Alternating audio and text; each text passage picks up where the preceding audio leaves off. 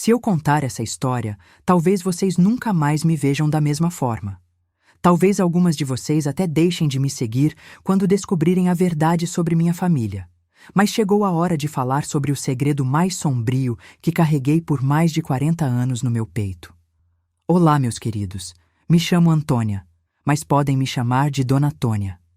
Tenho 68 anos e nasci em Pedra Azul, uma cidadezinha pequena no interior de Minas Gerais, em 1957. Hoje quero compartilhar com vocês uma história que guardei no fundo do meu coração por mais de 4 décadas. Uma história sobre fé, família e a descoberta mais terrível que uma filha pode fazer sobre os próprios pais. Antes de começar, queria perguntar onde vocês estão assistindo esse vídeo. Deixem nos comentários aí embaixo, adoro saber que minha voz está chegando em tantos cantinhos diferentes do Brasil. E se puderem, deixem aquele joinha e se inscrevam no canal. Isso ajuda muito esta velhinha aqui a continuar contando suas histórias. Porque vou te falar, meus amores, algumas histórias precisam ser contadas, mesmo que doa na alma. Essa é uma história sobre quando descobri que as pessoas em quem mais confiava na vida, meus próprios pais, eram monstros disfarçados de servos de Deus. E o pior é que descobri isso dentro do lugar que eu considerava mais sagrado do mundo. O Salão do Reino das Testemunhas de Jeová.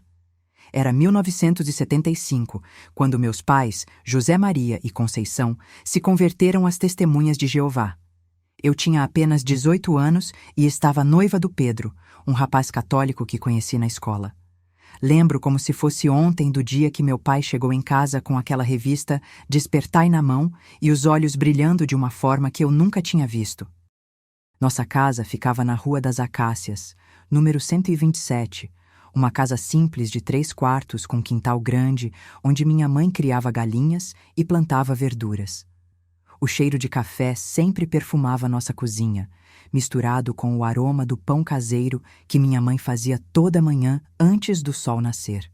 Éramos uma família comum, trabalhadora. Meu pai era mecânico e tinha uma oficina pequena no fundo do quintal. Minha mãe costurava para fora e cuidava da casa. Naquela época, Pedra Azul tinha pouco mais de 15.000 habitantes. Todo mundo se conhecia, todo mundo sabia da vida de todo mundo. As novidades corriam mais rápido que vento em casa de palha. Então, quando os Chaves, nossos vizinhos, começaram a estudar com as Testemunhas de Jeová, não demorou para a notícia chegar até nós. Lembro perfeitamente daquela tarde de março. O sol estava forte, daqueles que faz a gente procurar sombra. Eu estava ajudando minha mãe a estender roupa no varal quando apareceu o irmão Sebastião, um homem de seus 50 anos, baixinho, careca, sempre bem arrumado com terno e gravata mesmo no calor. Ele vinha acompanhado da esposa, a irmã Neuza, uma mulher magra, de cabelos grisalhos, sempre presos num coque apertado. Meu pai estava mexendo num motor quando eles chegaram. Limpou as mãos no pano e veio receber as visitas. Eu estava curiosa, porque era raro recebermos pessoas estranhas em casa. O irmão Sebastião cumprimentou meu pai com aquele jeito educado, formal, e disse que gostaria de conversar conosco sobre a Bíblia. Minha mãe, que sempre foi muito religiosa, ficou interessada na hora. Ela tinha aquela sede de conhecer mais sobre Deus, sabe? Sempre falava que queria entender melhor as Escrituras. Mas na Igreja Católica ela se sentia perdida, porque o padre falava em latim e ela não entendia nada. A primeira reunião aconteceu ali mesmo, na nossa sala simples, com móveis de madeira que meu pai mesmo tinha feito. Eles abriram a Bíblia e começaram a explicar sobre o paraíso na terra, sobre como os mortos ressuscitariam, sobre como em breve Deus traria um mundo novo, onde não haveria mais sofrimento nem morte. Eu lembro do brilho nos olhos da minha mãe quando eles falaram sobre rever os entes queridos que já tinham partido. Meu pai, que sempre foi um homem mais reservado, também ficou impressionado com o conhecimento bíblico do irmão Sebastião. Ele respondia todas as perguntas, citava versículos de cor, explicava profecias de um jeito que parecia fazer todo sentido. Era como se finalmente alguém tivesse acendido uma luz no escuro das nossas dúvidas espirituais. Começamos a ter estudos bíblicos 2 vezes por semana, terças e quintas-feiras, às 7 da noite em ponto. Eu participava porque morava em casa e meus pais faziam questão, mas confesso que no começo estava mais preocupada com meu noivado e com os planos de casamento. Pedro não gostou nada dessa história de testemunha de Jeová. Ele era católico praticante, filho de família tradicional da cidade, e via aquilo como uma seita perigosa. Tivemos nossas primeiras brigas por causa disso. Ele dizia que eu estava sendo influenciada por fanáticos, que aquilo ia acabar com o nosso relacionamento. E ele estava certo de certa forma, porque em poucos meses meus pais estavam completamente transformados. Pararam de fumar. Meu pai fumava desde os 15 anos. Pararam de beber. Minha mãe gostava de tomar uma cervejinha no fim de semana. Mudaram completamente o jeito de se vestir, de falar, de se comportar. A conversão foi rápida e radical. Em dezembro de 1975, meus pais se batizaram numa assembleia em Governador Valadares. Eu lembro daquele dia como se fosse ontem. Eles voltaram para casa radiantes, falando que agora eram verdadeiramente servos de Jeová, que tinham dedicado suas vidas a ele. E eu? Bem, eu me vi no meio de um furacão. Pedro deu um ultimato. Ou eu abandonava aquela religião, ou ele cancelaria nosso casamento.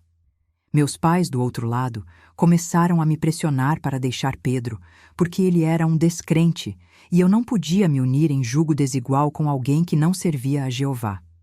Foi um período terrível. Passava noites acordada, chorando, sem saber o que fazer. Amava o Pedro, mas também amava meus pais, e começava a me interessar pelos ensinamentos das testemunhas de Jeová. Tinha uma lógica, uma organização que me atraía. Além disso, via como meus pais estavam felizes, como tinham encontrado um propósito na vida. A pressão foi tanta que acabei escolhendo a família e a fé. Terminei o noivado com Pedro em fevereiro de 1976. Foi uma das decisões mais dolorosas da minha vida. Lembro dele chorando na porta de casa, implorando para eu reconsiderar, dizendo que me amava e que não entendia como uma religião podia ser mais importante que nosso amor. Mas eu tinha tomado minha decisão. Em julho de 1976, aos 19 anos, me batizei como testemunha de Jeová numa assembleia em Teófilo Otoni. Meus pais choraram de emoção naquele dia. Eu me senti completa, realizada, como se finalmente tivesse encontrado meu lugar no mundo. A partir dali, nossa vida girava completamente em torno da organização. Íamos às reuniões 3 vezes por semana no Salão do Reino que ficava na Rua São João, um prédio simples, pintado de branco, com janelas azuis e uma placa discreta na frente.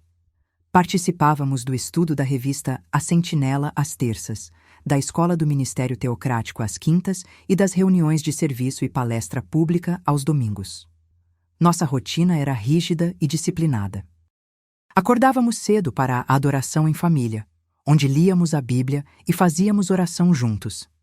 Saíamos para pregar de casa em casa todos os sábados de manhã e alguns dias da semana também. Participávamos de todas as assembleias e congressos regionais. Nossa biblioteca estava cheia de publicações da Sociedade Torre de Vigia. Meu pai se destacou rapidamente na congregação. Tinha facilidade para falar, conhecia bem a Bíblia e sempre estava disposto a ajudar outros irmãos. Em 1978, apenas 3 anos após o batismo, foi nomeado servo ministerial. Minha mãe também era muito ativa, pioneira auxiliar sempre que podia, participava de todas as atividades das irmãs. Eu me casei em 1980 com o irmão Mário, um rapaz de Montes Claros que conheci numa assembleia. Era 5 anos mais velho que eu, servo ministerial também, filho de uma família de testemunhas de Jeová de longa data.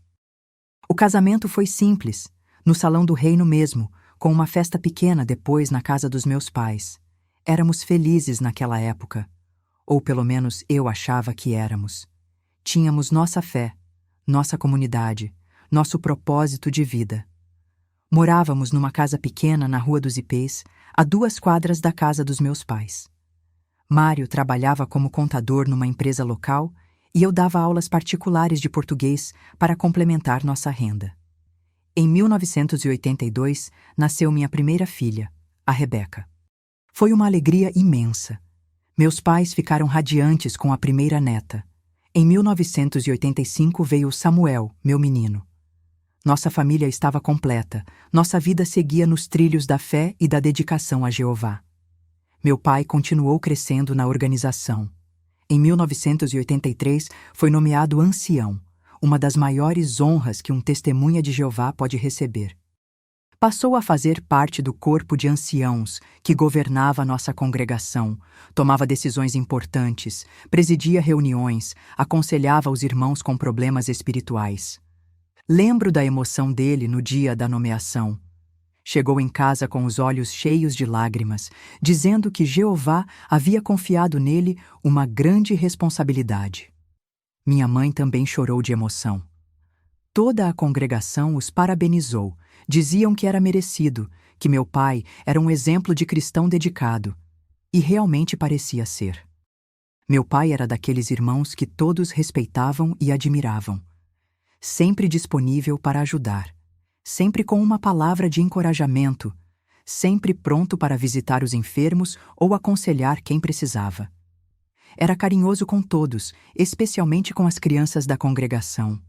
As crianças adoravam meu pai. Ele sempre levava balas no bolso, brincava com elas antes e depois das reuniões, contava histórias bíblicas de um jeito cativante. Muitos pais pediam para ele dar estudos bíblicos para seus filhos, porque tinha um dom especial para ensinar os pequeninos. Minha mãe também era muito querida.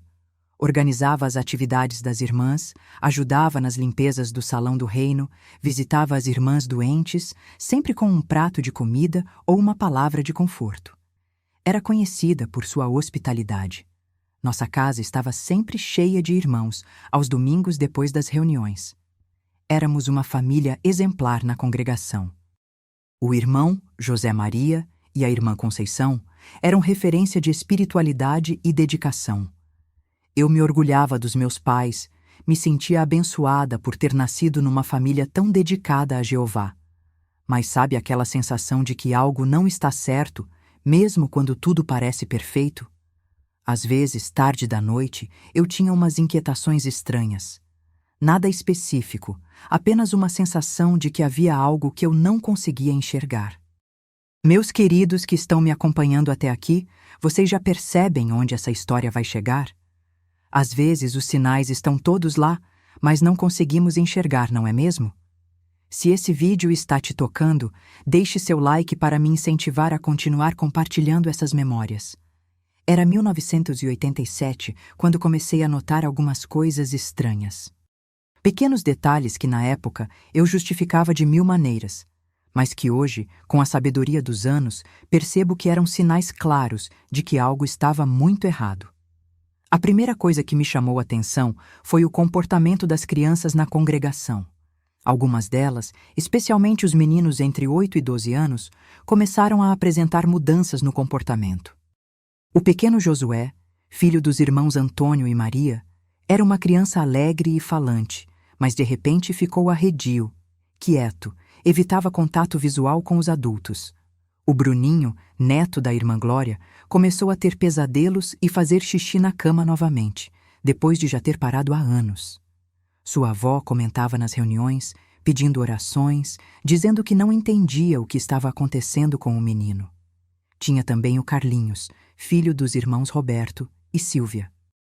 Era um menino esperto, participativo, mas começou a faltar muito nas reuniões. Quando vinha, ficava grudado na mãe, não queria brincar com as outras crianças como antes. Na época, ninguém ligava uma coisa com a outra. Eram famílias diferentes, problemas diferentes.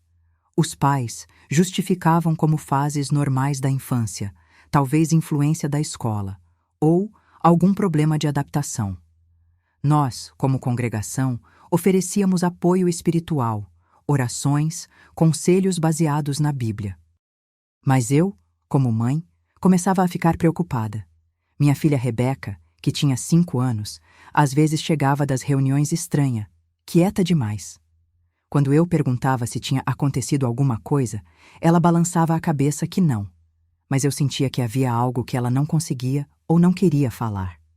O Samuel, com seus 2 aninhos, também às vezes ficava agitado depois das reuniões.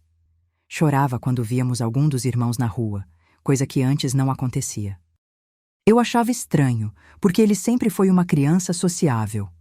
Meu pai, nessa época, estava cada vez mais envolvido com as atividades da congregação. Como ancião, ele tinha muitas responsabilidades. Ficava depois das reuniões conversando com outros anciãos, resolvendo questões administrativas, aconselhando irmãos com problemas. Ele também passou a se oferecer muito para cuidar das crianças durante as reuniões.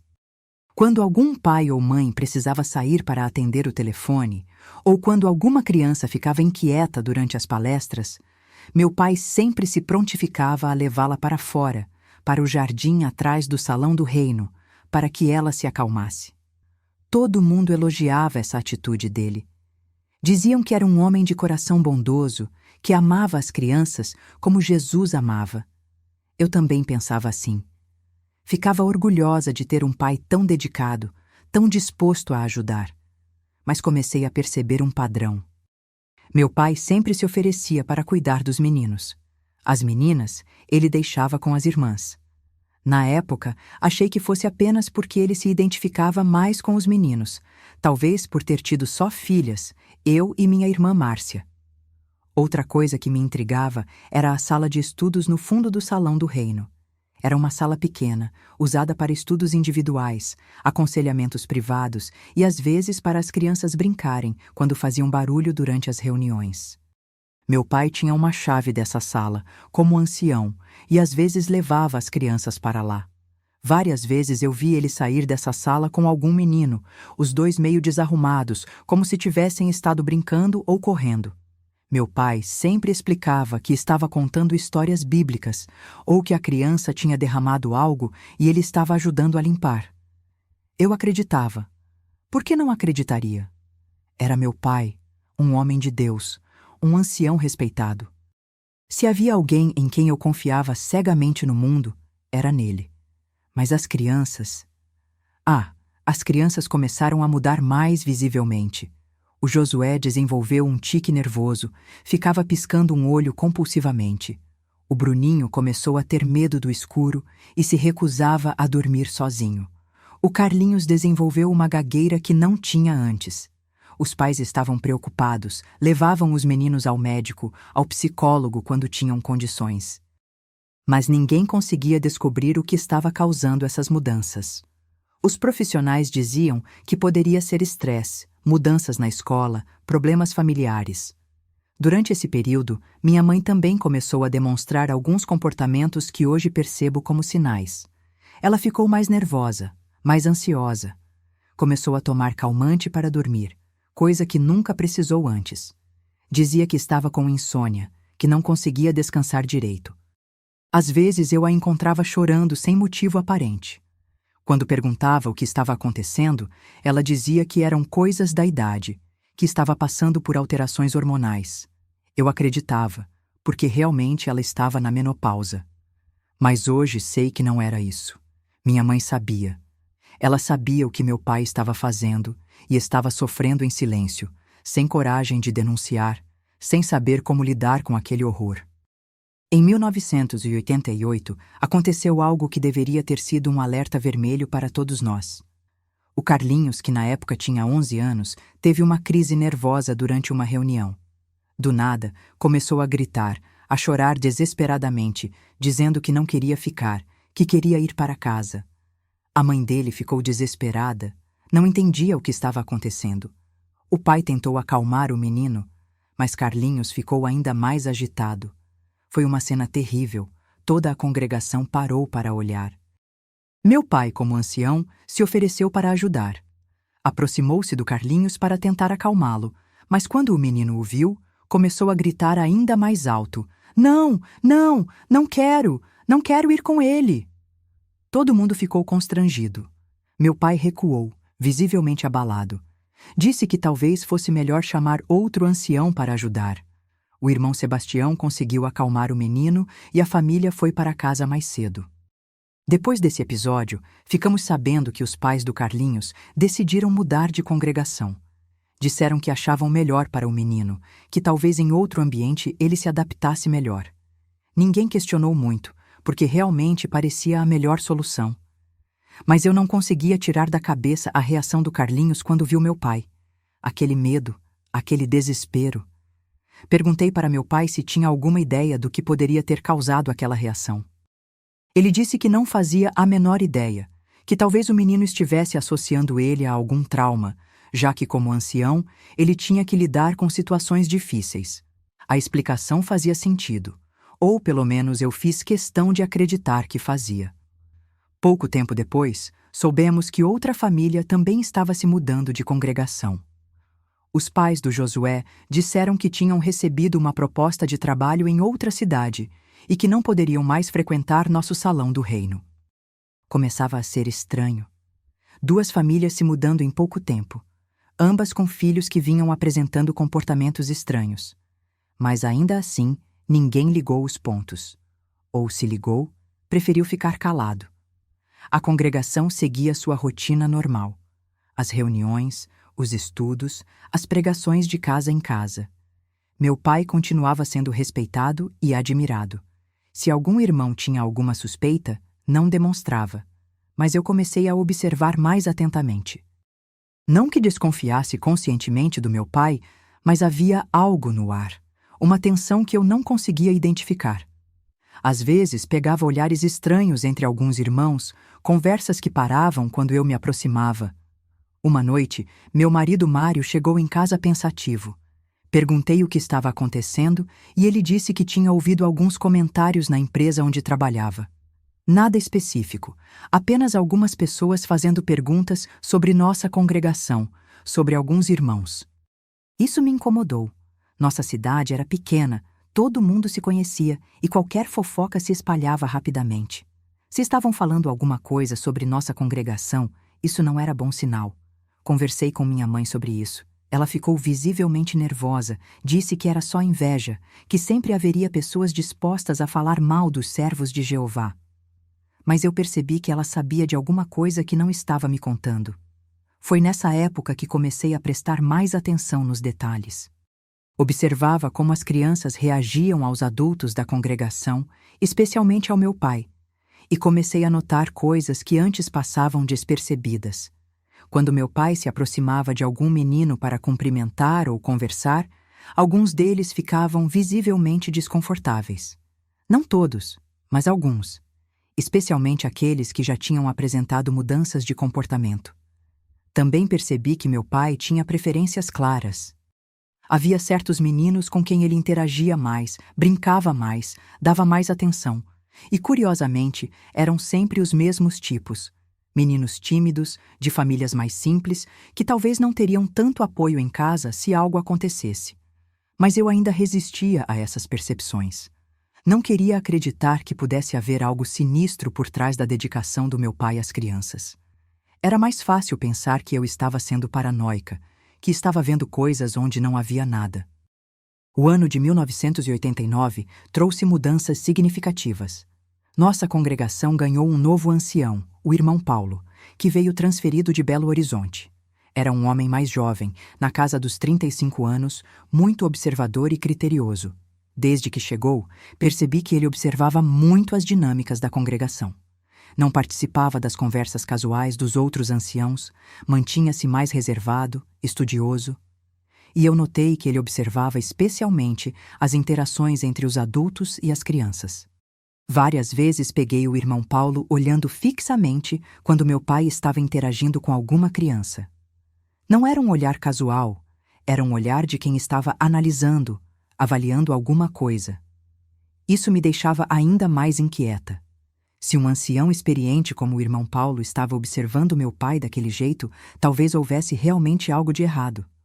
Ou talvez eu estivesse imaginando coisas demais. Uma tarde, depois de uma reunião, vi o irmão Paulo conversando reservadamente com outros 2 anciãos no jardim atrás do salão do reino. Eles pararam de falar quando me viram se aproximando. Foi constrangedor para todos. Meu pai não estava nessa conversa. Quando procurei por ele, descobri que tinha ido embora mais cedo, coisa rara, porque normalmente ele ficava até o final para ajudar a fechar o salão. Essa noite perguntei para ele por que tinha saído mais cedo. Ele disse que não estava se sentindo bem que precisava descansar. Mas eu percebi que ele estava tenso, preocupado com alguma coisa. As semanas seguintes foram estranhas. Havia uma tensão no ar que cortava como faca. Os anciãos conversavam em grupos fechados, sempre parando quando alguém se aproximava. Meu pai estava mais calado, menos participativo nas atividades sociais da congregação. E então aconteceu algo que mudou tudo. Em uma manhã de sábado, quando chegamos para a pregação de casa em casa, descobrimos que havia apenas 2 famílias presentes além da nossa. Normalmente, éramos uns 15 ou 20 irmãos nas manhãs de sábado. O irmão Paulo nos disse que haveria uma reunião especial depois, só para os anciãos e suas esposas. Pediu para que os demais voltassem para casa e aguardassem mais informações. Aquilo foi como um balde de água fria. Uma reunião especial, só para anciãos, em caráter de emergência. Nunca tinha visto nada parecido em todos os meus anos como testemunha de Jeová. Meu pai ficou pálido quando soube da reunião. Minha mãe também. Eles trocaram olhares carregados de significado, daqueles olhares entre marido e mulher que dizem mais que palavras. Foi nesse momento que percebi que meus pais sabiam exatamente do que se tratava aquela reunião. E pelo desespero nos olhos deles, eu sabia que não era nada bom. Antes de continuar essa história, queria pedir para vocês deixarem nos comentários de onde estão assistindo esse vídeo. Me dá um quentinho no coração saber que minha voz está chegando longe, que não estou falando sozinha. E me conta, vocês já passaram por alguma situação onde perceberam que algo estava errado, mas não conseguiam identificar o quê? A reunião dos anciãos aconteceu numa segunda-feira à noite, em caráter de extrema urgência e sigilo. Meu pai saiu de casa às 7 horas, visivelmente nervoso, suando frio apesar de ser uma noite fresca de outono. Minha mãe ficou em casa, mas estava tão agitada que não conseguia ficar parada nem por 1 minuto. Eu estava lá, ajudando-a a dobrar roupas, quando percebi que suas mãos tremiam incontrolavelmente. Perguntei se estava tudo bem, mas ela apenas balançou a cabeça e murmurou algo sobre estar preocupada com uma situação delicada na congregação. Meu marido Mário tinha ficado em casa com as crianças, então era só eu e minha mãe naquela sala que parecia ter se transformado numa câmara de tortura psicológica. O silêncio era quebrado apenas pelo tic-tac do relógio de parede e pelo barulho das folhas secas batendo na janela com o vento. Às 9h30 da noite, meu pai voltou para casa completamente transfigurado. O homem que saiu há 2h30 não era o mesmo que entrou pela porta.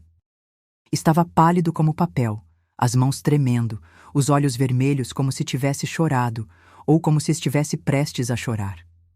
Ele se sentou pesadamente na poltrona da sala, colocou a cabeça entre as mãos e ficou assim por longos minutos, sem falar uma palavra. Minha mãe e eu esperamos em silêncio, sem saber se devíamos perguntar alguma coisa ou se deveríamos deixá-lo em paz. Finalmente, ele levantou a cabeça e disse com uma voz que eu nunca tinha ouvido antes, fraca e quebrada: "Conceição, nós precisamos conversar, a sós." Entendi que era hora de ir embora. Me despedi rapidamente e saí daquela casa com uma sensação horrível no peito, como se algo terrível estivesse prestes a explodir na minha família. Caminhei as 2 quadras até minha casa em estado de choque, sem conseguir processar direito o que tinha acabado de presenciar. Durante a noite inteira, não consegui pregar o olho. Ficava imaginando o que poderia ter acontecido naquela reunião para deixar meu pai naquele estado. Ele sempre foi um homem forte, decidido, confiante. Vê-lo daquele jeito me deixou apavorada. Na manhã seguinte, bem cedo, minha mãe apareceu na minha porta. Também estava irreconhecível. Os olhos inchados de tanto chorar, o rosto marcado pela insônia, as mãos ainda tremendo. Disse que precisava falar comigo, que era muito importante. Sentamos na cozinha e ela começou a falar de uma forma estranha, como se estivesse medindo cada palavra, como se tivesse medo de que alguém pudesse estar escutando. Disse que havia surgido algumas acusações graves contra meu pai na congregação, que alguns irmãos estavam espalhando mentiras para prejudicá-lo. Perguntei que tipo de acusações, mas ela desviou o olhar e disse apenas que eram coisas terríveis, coisas que uma filha não deveria nem saber que existem. Disse que meu pai estava sendo injustiçado, que pessoas invejosas estavam tentando destruir a reputação dele. Mas havia algo no jeito dela falar que não me convencia. Era como se ela estivesse tentando se convencer das próprias palavras, como se estivesse repetindo um discurso ensaiado. E nos olhos dela, eu vi algo que me gelou o sangue. Culpa. Uma culpa profunda, desesperadora. Nos dias seguintes, a situação ficou ainda mais tensa. Meu pai não saiu de casa por 3 dias consecutivos, coisa impensável para um homem que sempre foi tão ativo na congregação. Quando eu ia visitá-los, ele ficava trancado no quarto, alegando estar com enxaqueca.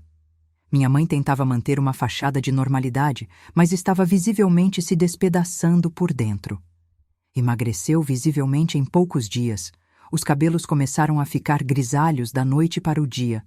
Desenvolveu uma tosse nervosa que não passava. Na quinta-feira daquela semana, o irmão Paulo apareceu na nossa casa. Pediu para falar comigo em particular, longe dos meus pais. Meu coração disparou. Um ancião vindo à minha casa pedir uma conversa particular só podia significar uma coisa: problemas sérios. Ele foi direto ao ponto. Disse que haviam chegado ao conhecimento do corpo de anciãos algumas alegações muito graves envolvendo meu pai e que eles estavam investigando a situação. Não podia me dar detalhes, mas precisava saber se eu tinha notado algum comportamento estranho, qualquer coisa fora do normal nos últimos meses ou anos. Minha mente começou a funcionar em câmera lenta. Todas aquelas pequenas coisas que eu tinha notado, mas escolhido ignorar, vieram à tona de uma vez. A mudança de comportamento das crianças, as famílias que se mudaram repentinamente, os olhares estranhos, as conversas que paravam quando eu me aproximava. Contei para o irmão Paulo sobre minhas observações, tentando ser honesta, mas ao mesmo tempo protegendo meu pai. Falei sobre as crianças que tinham apresentado mudanças de comportamento, sobre as famílias que se mudaram, sobre a preferência do meu pai por certos meninos. O irmão Paulo ouviu tudo em silêncio, fazendo anotações num caderninho pequeno. Quando terminei de falar, ele fechou o caderno, me olhou nos olhos e disse: "Irmã Antônia, o que vou te falar agora deve ficar absolutamente em segredo até que nossa investigação seja concluída. Seu pai foi acusado de tocar inapropriadamente algumas crianças da congregação. O mundo parou. Literalmente parou. Eu senti como se tivesse levado um soco no estômago, como se o ar tivesse sido sugado dos meus pulmões. Não conseguia processar aquelas palavras. Meu pai? O homem que me criou, que me ensinou sobre Jeová, que era respeitado por toda a congregação? Isso é impossível. Foi tudo que consegui dizer. Meu pai jamais faria uma coisa dessas. Jamais. O irmão Paulo balançou a cabeça tristemente. Eu espero que você esteja certa, irmã. Eu realmente espero. Mas 3 famílias já procuraram o corpo de anciãos com relatos muito específicos e perturbadores, e todas as histórias têm detalhes que se conectam. 3 famílias. 3. Não eram apenas coincidências ou mal-entendidos. Eram 3 famílias diferentes, com filhos diferentes, fazendo acusações específicas contra meu pai. O irmão Paulo me explicou que os pais do Carlinhos tinham voltado de Ipatinga especificamente para fazer a denúncia. Que os pais do Josué também tinham procurado os anciãos antes de se mudarem. E que havia uma terceira família que eu nem sabia que tinha problemas. Mas por que demoraram tanto para falar? Perguntei, ainda tentando encontrar uma forma de defender meu pai. Porque é muito difícil para os pais aceitarem e falarem sobre uma coisa dessas. E porque seu pai era um ancião respeitado.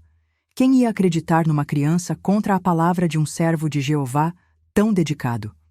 Essa resposta me atingiu como um raio. Era verdade. Se alguém tivesse me contado aquilo há uma semana, eu jamais teria acreditado. Teria pensado que era perseguição, inveja, maldade. O irmão Paulo disse que eles já tinham confrontado meu pai na reunião de segunda-feira, que ele havia negado tudo categoricamente, mas que sua reação tinha sido suspeita. Disse que um homem inocente reagiria com indignação Exigiria uma investigação completa para limpar seu nome. Meu pai, segundo ele, reagiu com desespero e pânico. Depois que o irmão Paulo foi embora, fiquei horas sentada na minha sala, olhando para o vazio, tentando reorganizar minha realidade. Como era possível que o homem que eu admirava mais no mundo, que eu considerava um exemplo de espiritualidade e bondade, fosse capaz de uma coisa tão terrível? Mas, ao mesmo tempo, as peças começavam a se encaixar de uma forma assustadora. A preferência pelos meninos tímidos, as sessões privadas na sala de estudos, a chave que ele sempre carregava, a mudança súbita de comportamento das crianças, o desespero do Carlinhos quando o viu. Aquela noite conversei com meu marido Mário. Contei tudo que o irmão Paulo tinha me dito, tudo que eu tinha observado nos últimos anos. Mário ficou chocado, mas não totalmente surpreso. Ele me confessou que já tinha ouvido alguns comentários vagos na cidade, boatos que ele havia escolhido ignorar para me proteger. Antônia, ele disse, segurando minhas mãos, se isso for verdade, nós precisamos pensar nas nossas crianças. A Rebeca, o Samuel, eles convivem com seu pai, ficam sozinhos com ele às vezes. Aquilo foi como receber outro soco. Meus filhos, meus bebês, será que meu pai tinha... Não conseguia nem completar o pensamento. A possibilidade era aterrorizante demais para considerar. Naquela mesma noite, com muito cuidado e delicadeza, conversei com a Rebeca. Ela tinha 7 anos, idade suficiente para entender e responder perguntas básicas. Perguntei se o vovô já tinha feito alguma coisa que a deixasse desconfortável, se ele já tinha tocado nela de alguma forma estranha. Ela balançou a cabeça que não, mas percebi que ficou tensa com a pergunta. Insisti um pouco mais, explicando que às vezes adultos fazem coisas erradas com crianças e que ela podia confiar em mim. Foi então que ela disse algo que quase me fez desmaiar. Mamãe, o vovô às vezes quer brincar de jogos estranhos comigo, mas eu sempre digo que não quero. Ele fica triste, mas eu corro para perto da vovó. Meu Deus do céu, minha própria filha. Meu pai tinha tentado com minha própria filha. Consegui manter a calma na frente dela. Disse que ela tinha feito certo, que sempre deveria dizer não quando alguém quisesse brincar de jogos que a deixassem desconfortável. Mas por dentro eu estava despedaçada. Depois que coloquei as crianças para dormir, desabei. Chorei como nunca tinha chorado na vida. Chorei pela inocência perdida, pela confiança traída, pelo mundo que estava desmoronando ao meu redor. Mário me consolou como pôde, mas ambos estávamos em estado de choque. Como uma família poderia sobreviver a uma revelação dessas? Como eu poderia continuar olhando para meu pai, sabendo o que sabia agora? Na manhã seguinte, confrontei minha mãe. Não aguentava mais fingir que não sabia de nada. Cheguei na casa dela determinada a ter respostas, a entender como aquilo tinha acontecido debaixo do nosso nariz por tanto tempo. Encontrei-a na cozinha, tomando café sozinha. Meu pai ainda estava trancado no quarto. Sentei na mesa da frente para ela e disse: Mãe, eu sei de tudo. Os anciãos me contaram sobre as acusações contra papai.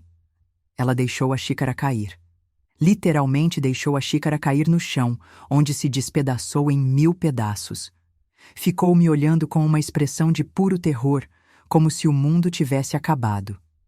Mãe, continuei, por favor, me diga a verdade. A senhora sabia? O silêncio que se seguiu foi ensurdecedor. Ela não conseguia me olhar nos olhos. Ficava olhando para os cacos da xícara no chão como se fossem os pedaços da nossa família despedaçada. Finalmente, numa voz quase inaudível, ela disse: Eu suspeitava. Suspeitava. Minha mãe suspeitava que meu pai estava abusando de crianças e não fez nada. Não disse nada. Deixou que outras crianças fossem machucadas porque não teve coragem de enfrentar a verdade. Por quanto tempo? Gritei, perdendo completamente o controle. Uns 2 anos, ela sussurrou. Comecei a desconfiar quando o Bruninho começou a ter pesadelos depois de ficar sozinho com seu pai. 2 anos. 2 anos ela sabia que havia algo errado e escolheu ficar calada. 2 anos de crianças sendo machucadas enquanto ela fingia que não via, que não sabia. Como a senhora pôde? Perguntei, sentindo uma raiva que nunca pensei que fosse capaz de sentir pela minha própria mãe. Como pôde deixar que isso continuasse? Ela finalmente me olhou nos olhos, e o que vi lá foi o desespero mais profundo que já presenciei. Porque eu não sabia o que fazer, Antônia. Porque ele é meu marido há mais de 30 anos. Porque eu tinha medo de que ninguém acreditasse em mim. Porque eu tinha medo de perder tudo. Perder tudo. Ela tinha medo de perder a reputação, a posição social, o casamento. E por causa desse medo, permitiu que crianças inocentes fossem violentadas pelo homem com quem dividia a cama todas as noites.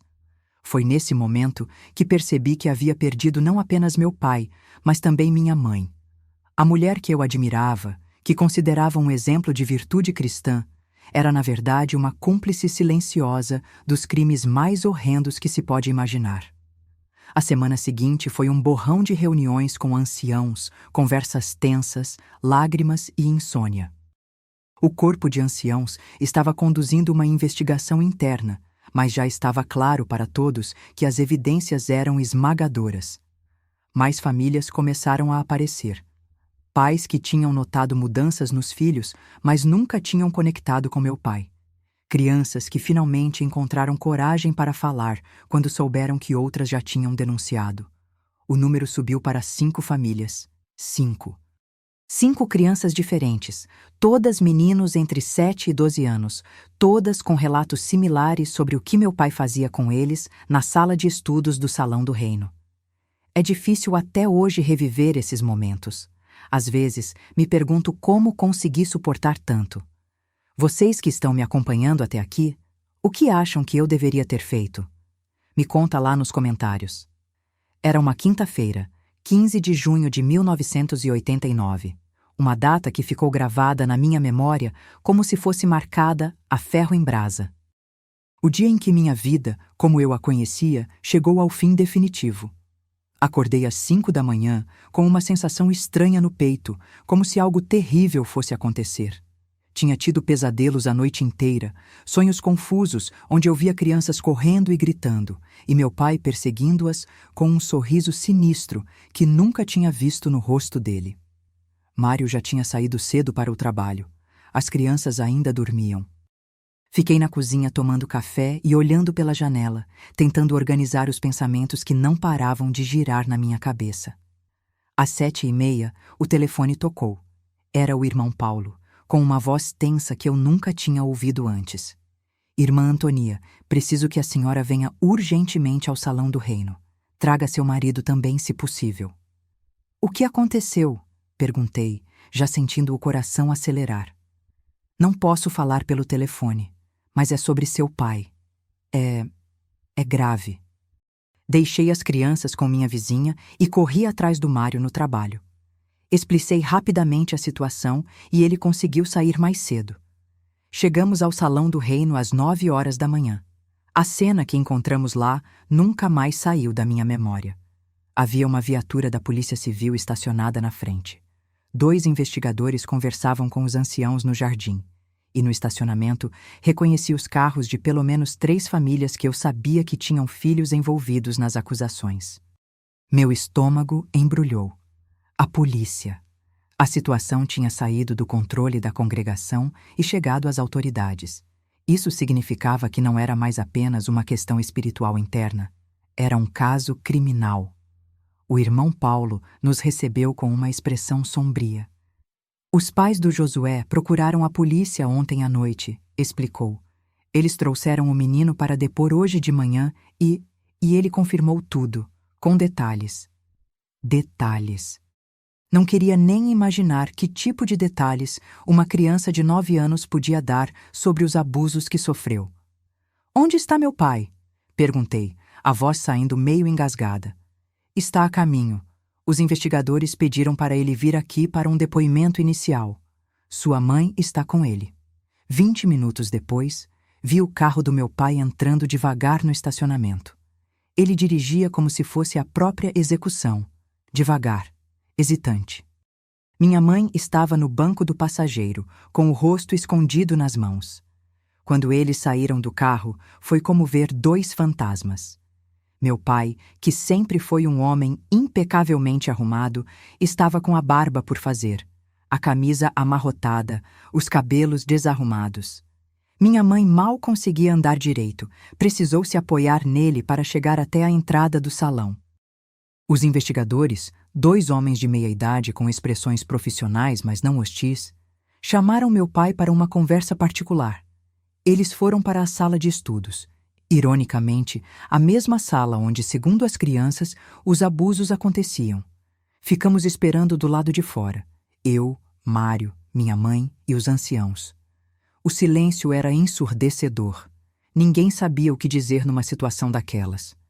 Como você consola uma filha cujo pai está sendo interrogado por abuso sexual infantil? Como você consola uma esposa que descobriu estar casada com um pedófilo? Depois de 1h30, os investigadores saíram da sala. Meu pai vinha atrás deles, mais pálido ainda, se isso era possível. Um dos investigadores se aproximou de nós e disse: Senhora, preciso informá-la que seu pai será indiciado por abuso sexual infantil. Ele confessou. Confessou. A palavra ecoou na minha cabeça como um trovão. Confessou. Não havia mais dúvidas. Não havia mais esperança de que fosse tudo um mal-entendido. Meu pai havia confessado que abusou de crianças. Minha mãe desabou. Literalmente desabou no chão, soluçando de uma forma que partia o coração. Eu fiquei paralisada, sem conseguir processar a informação. Era como se meu cérebro tivesse simplesmente se recusado a aceitar aquela realidade.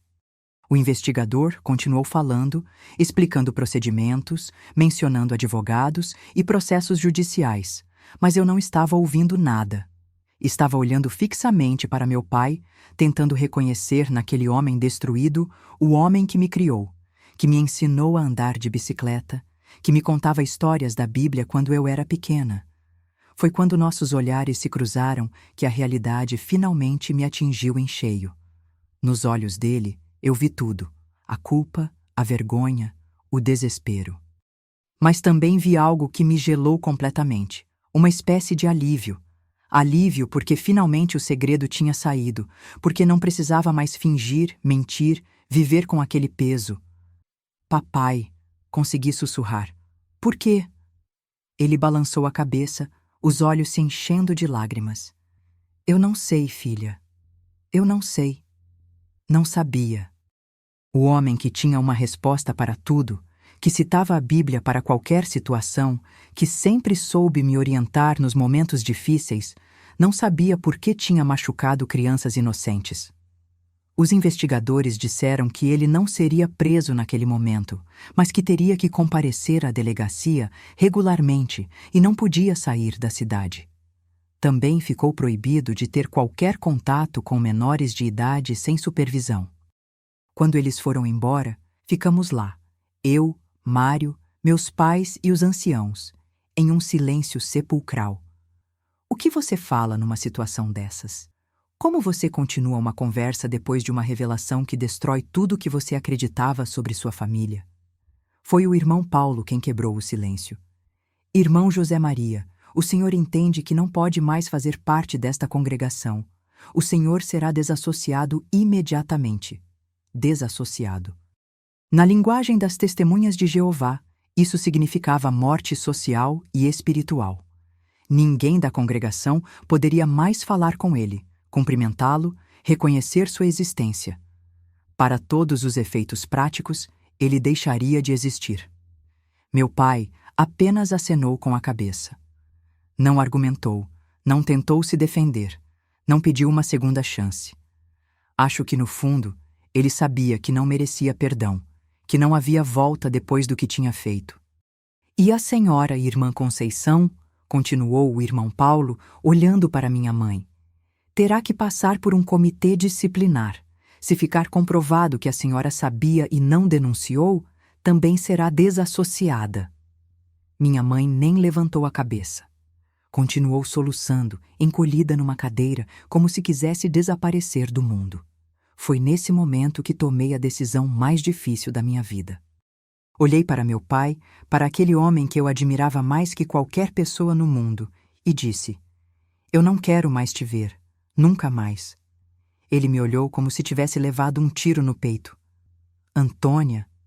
Não, interrompi, surpreendida com a firmeza da minha própria voz. Não há nada que o senhor possa dizer. O senhor machucou crianças. Crianças inocentes que confiavam no senhor. E quase machucou minha filha também. Contei para todos ali presentes sobre a conversa que tinha tido com a Rebeca, sobre os jogos estranhos que meu pai queria brincar com ela. Vi o horror nos rostos dos anciãos quando perceberam que ele tinha tentado abusar da própria neta. Eu não encostei nela, meu pai gritou desesperadamente. Juro por Jeová que nunca encostei na Rebeca. Porque ela disse não, gritei de volta, perdendo completamente o controle. Porque minha filha de 7 anos teve mais força e coragem do que essas outras crianças. Mas o senhor tentou. O senhor tentou abusar da sua própria neta. Foi aí que ele desmoronou completamente. Caiu de joelhos no chão do salão do reino, chorando como uma criança, implorando perdão que ele sabia que não merecia. Me perdoa, filha. Por favor, me perdoa. Eu não sei o que aconteceu comigo. Eu não sei por que fiz isso. Eu amo vocês mais que tudo na vida. Olhei para aquele homem destruído no chão e senti uma mistura de raiva, nojo, pena e uma dor tão profunda que parecia que ia me partir ao meio. Esse era meu pai, o homem que me criou, que me deu seu nome, que caminhou comigo até o altar quando me casei. Mas também era um monstro. Um predador que se aproveitou da confiança de famílias inteiras para satisfazer seus desejos doentios. Um hipócrita que pregava sobre moral e espiritualidade enquanto violentava crianças nos fundos do templo. Não, disse finalmente, com uma voz que nem reconheci como minha. Eu não perdoo e não quero mais ter um pai. Saí do salão do reino naquele dia sabendo que minha vida tinha se dividido em duas. O antes e o depois daquele 15 de junho. O antes, quando eu era a filha orgulhosa de um ancião respeitado. O depois, quando me tornei a filha de um pedófilo confesso. Nunca mais voltei naquele salão do reino. Nunca mais consegui entrar num lugar onde tantas crianças tinham sofrido nas mãos do homem que me deu a vida. Nesse momento da minha vida, eu realmente não sabia se conseguiria seguir em frente. A dor era tão intensa que às vezes eu pensava que seria mais fácil morrer do que carregar aquele peso. Vocês já sentiram essa dor de descobrir que a pessoa em quem mais confiavam no mundo era completamente diferente do que vocês pensavam? Os dias que se seguiram àquela quinta-feira maldita foram os mais sombrios da minha vida.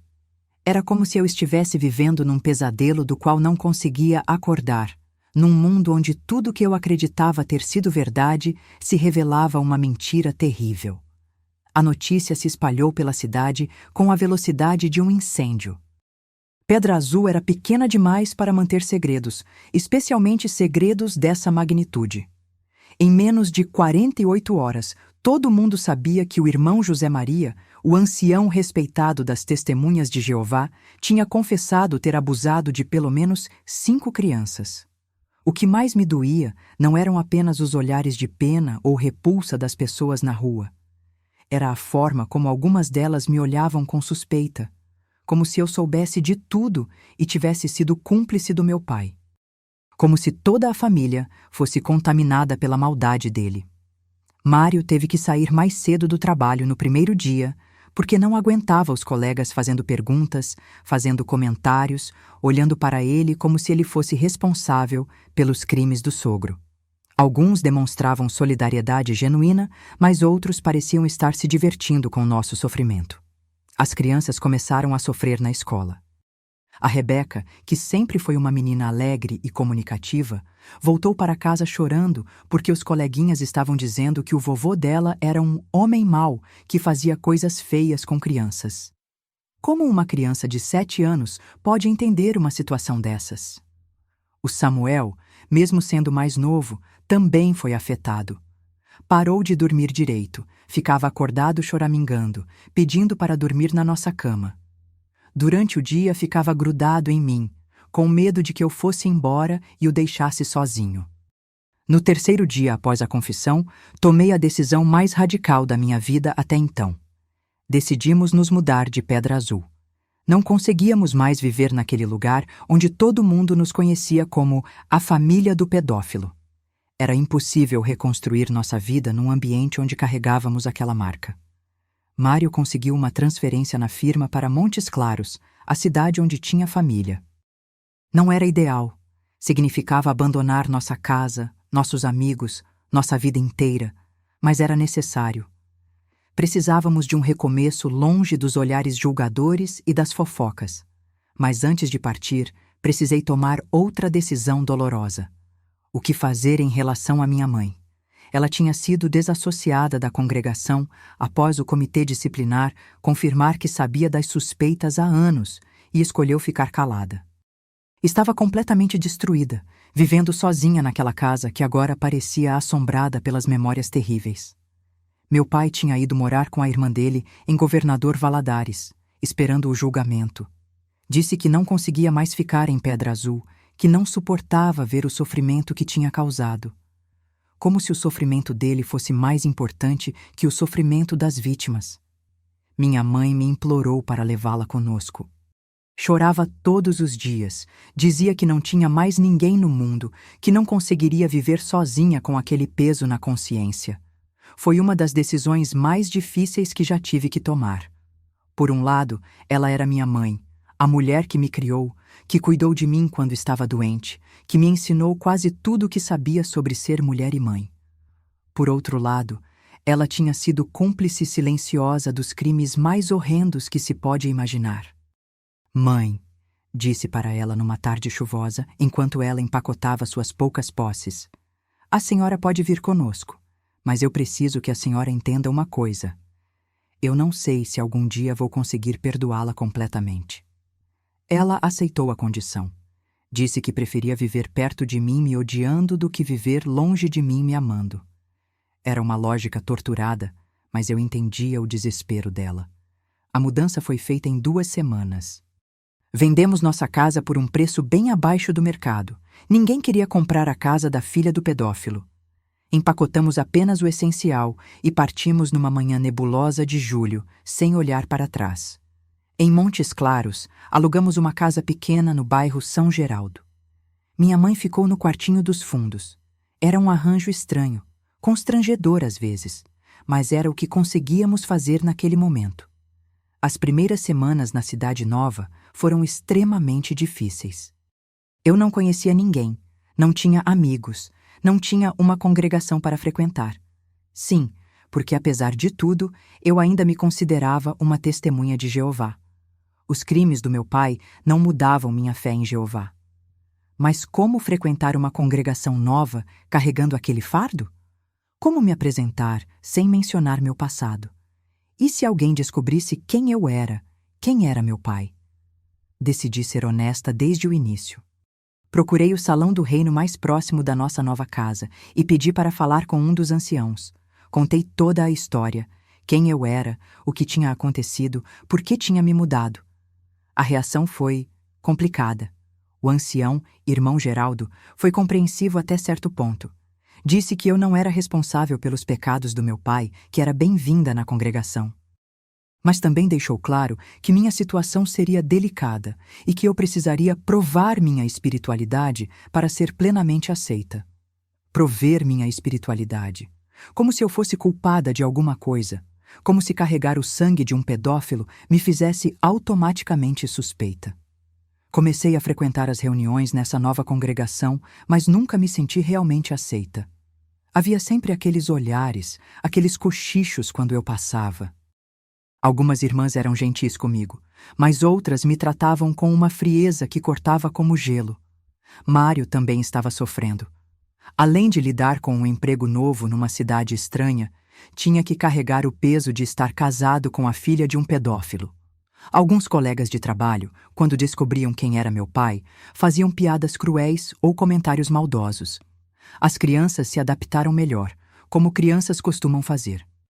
Conseguiram fazer novos amigos na escola, embora eu sempre ficasse com medo de que alguém descobrisse nossa história e eles voltassem a sofrer discriminação. Minha mãe era quem estava em pior estado. Passou meses praticamente sem sair de casa, falando apenas o essencial, comendo mal, emagrecendo perigosamente. Às vezes eu a encontrava chorando sem motivo aparente, ou olhando para o vazio com uma expressão de desespero que partia meu coração. Uma noite, uns 3 meses depois da mudança, ela bateu na porta do meu quarto. Entrou sem esperar resposta e se sentou na beirada da cama, com aquela expressão de quem precisa falar ou vai explodir por dentro. Antônia, ela disse com uma voz fraca, eu preciso te contar algumas coisas, coisas que nunca contei para ninguém. Meu estômago embrulhou.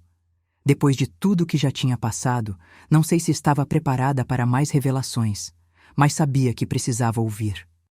Durante todos esses anos, ela continuou, evitando meu olhar. Eu não apenas suspeitava, eu sabia, eu vi, não suspeitava, não imaginava, não desconfiava. Ela tinha visto meu pai abusando de crianças. A primeira vez foi há uns 4 anos, continuou, a voz tremendo. Cheguei mais cedo no salão do reino para limpar e ouvi barulhos estranhos vindo da sala de estudos. Quando abri a porta, seu pai estava com o Bruninho. Ela parou de falar, colocou a mão na boca como se fosse vomitar. Eu também me sentia enjoada, mas precisava ouvir o resto. O que a senhora fez? Perguntei, já sabendo que não ia gostar da resposta. Fechei a porta e saí correndo. Fiquei vomitando no banheiro por 1 hora. Quando voltei para casa, não consegui olhar na cara do seu pai. E nunca mais fez nada? Tentei confrontá-lo uma vez. Ele negou tudo, disse que eu estava maluca, que eram fantasias da minha cabeça. Me fez acreditar que eu tinha imaginado tudo. Gaslighting. Hoje sei que era isso que meu pai fazia com minha mãe. Fazia ela questionar a própria sanidade para proteger seus crimes horrendos. Mas a senhora continuou vendo outras coisas? Ela assentiu, as lágrimas escorrendo pelo rosto. Várias vezes, com diferentes meninos, sempre na sala de estudos, sempre quando pensava que ninguém estava por perto. E nunca pensou em denunciar? Em proteger essas crianças? Foi quando ela me olhou nos olhos e o que vi lá foi a culpa mais profunda que já presenciei em toda a minha vida. Eu tinha medo, Antônia. Medo de que ninguém acreditasse em mim. Medo de perder tudo. Medo de que você me odiasse por destruir a família. Medo de... De quê? Medo de que descobrissem que eu também era culpada. Porque se eu sabia e não fiz nada, eu também era criminosa, não era? Era. Ela estava certa. Moralmente, eticamente, talvez até legalmente, ela era tão culpada quanto meu pai. Talvez não pelos abusos em si, mas certamente por permitir que continuassem acontecendo. Naquela noite, depois que ela voltou para o quarto, fiquei horas acordada pensando no que tinha ouvido. Minha mãe não era apenas uma vítima das circunstâncias. Ela tinha feito escolhas. Escolhas terríveis, egoístas, que permitiram que crianças continuassem sendo machucadas. Nos meses seguintes, nossa convivência ficou ainda mais tensa. Eu a tratava com cortesia, mas não conseguia mais sentir o amor filial de antes. Ela havia traído não apenas as crianças vítimas do meu pai, mas também a mim, que confiava nela como exemplo de integridade moral. O ano de 1990 trouxe novidades sobre o caso. Recebemos uma ligação de Pedra Azul informando que meu pai havia sido condenado a 8 anos de prisão. A sentença era relativamente leve, considerando a gravidade dos crimes, mas o advogado explicou que, na época, as leis sobre abuso sexual infantil não eram tão rigorosas quanto deveriam ser. 8 anos. Parecia pouco demais para o sofrimento que ele causou, mas pelo menos estava preso, não podia mais machucar outras crianças. Algumas das famílias das vítimas também entraram com processos cíveis contra ele. Queriam indenizações pelos danos psicológicos causados aos filhos. Meu pai não tinha muito dinheiro, mas o pouco que tinha foi dividido entre as famílias. A casa onde nasci e cresci foi vendida para pagar as indenizações e os custos judiciais. Ver aquela casa sendo vendida foi como ver os últimos vestígios da minha infância desaparecendo para sempre. Durante esse período, minha fé passou por uma crise profunda. Como podia continuar acreditando numa organização que permitiu que aqueles abusos acontecessem debaixo do próprio nariz? Como podia confiar em anciãos que não perceberam ou fingiram não perceber os sinais óbvios? Comecei a questionar tudo: os ensinamentos, a estrutura hierárquica, a cultura de silêncio que protegia os abusadores. Li sobre outros casos de abuso dentro das congregações de testemunhas de Jeová. Descobri que não era um caso isolado, que havia um padrão de acobertamento e proteção dos abusadores. Isso foi devastador. Minha fé não era apenas minha religião, era minha identidade, minha comunidade, minha forma de ver o mundo. Questionar a organização era questionar tudo que eu era. Mário também estava passando por suas próprias crises. Ele nunca foi tão dedicado às testemunhas de Jeová quanto eu, mas ainda assim fazia parte da sua vida. Ver como a organização tinha falhado em proteger crianças inocentes o deixou desiludido e irritado. Antonia, ele me disse numa noite, eu não consigo mais fingir que acredito nisso. Não depois do que aconteceu. Eu entendia o que ele sentia, mas abandonar completamente minha fé parecia impossível. Era como pedir para eu abandonar uma parte essencial de quem eu era. Foi nessa época que comecei a ter ataques de pânico. Do nada, sentia o coração disparar, falta de ar, suor frio, a sensação de que ia morrer. Acontecia principalmente quando via crianças na rua, quando passava perto de uma igreja, quando alguém mencionava meu pai. Procurei ajuda médica, mas na época não havia muito conhecimento sobre transtornos de ansiedade relacionados a traumas. O médico me receitou calmantes e disse que era nervosismo, que passaria com o tempo. Minha mãe também estava cada vez pior. Desenvolveu uma depressão profunda, parou completamente de cuidar da aparência, ficava dias sem tomar banho. Às vezes, eu a encontrava falando sozinha, revivendo as cenas que tinha presenciado, se culpando por não ter agido. Uma tarde, cheguei em casa e a encontrei na cozinha com uma faca na mão, olhando para o próprio pulso. Consegui tirá-la das mãos dela antes que fizesse alguma bobagem, mas foi um susto terrível. Eu não aguento mais, Antônia. Ela chorou nos meus braços. Eu não aguento carregar essa culpa. Toda noite eu sonho com aquelas crianças, pedindo para eu as ajudar, e eu não faço nada. Foi quando percebi que precisávamos de ajuda profissional. Consegui marcar uma consulta com um psicólogo em Montes Claros, mas minha mãe se recusou a ir. Dizia que psicólogo era coisa do mundo, que Jeová curaria a dor dela se ela fosse fiel o suficiente. Mas Jeová não estava curando nada. Pelo contrário, parecia que estávamos sendo castigados pelos pecados do meu pai, carregando um fardo que não era nosso por direito. As crianças também começaram a apresentar sinais de estresse. A Rebeca desenvolveu medo de homens adultos, especialmente aqueles que se pareciam fisicamente com meu pai. O Samuel começou a ter pesadelos e voltou a fazer xixi na cama. Numa noite, a Rebeca me perguntou por que não podíamos mais ver o vovô. Como explicar para uma criança de 8 anos que o avô dela é um monstro? Como dizer que ele fez coisas terríveis com outras crianças? Decidi ser honesta, mas de forma apropriada para a idade dela. Expliquei que o vovô tinha machucado algumas crianças e que por isso não podíamos mais vê-lo. Ela ficou confusa, mas aceitou a explicação. O que mais me preocupava era o impacto que tudo isso teria na formação das minhas crianças. Como elas cresceriam sabendo que o avô era um pedófilo? Como isso afetaria a capacidade delas de confiar nas pessoas, de formar relacionamentos saudáveis? Esses medos me consumiam durante as noites em claro, me faziam questionar se havia tomado as decisões certas, se não deveria ter protegido mais meus filhos daquela verdade terrível. O primeiro ano em Montes Claros foi sem dúvida o mais difícil da minha vida.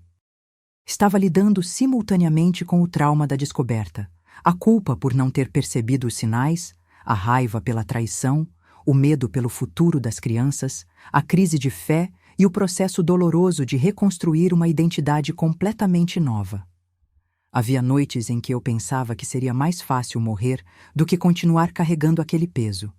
Mas tinha 2 crianças que dependiam de mim, que precisavam que eu fosse forte, mesmo quando sentia que estava despedaçada por dentro.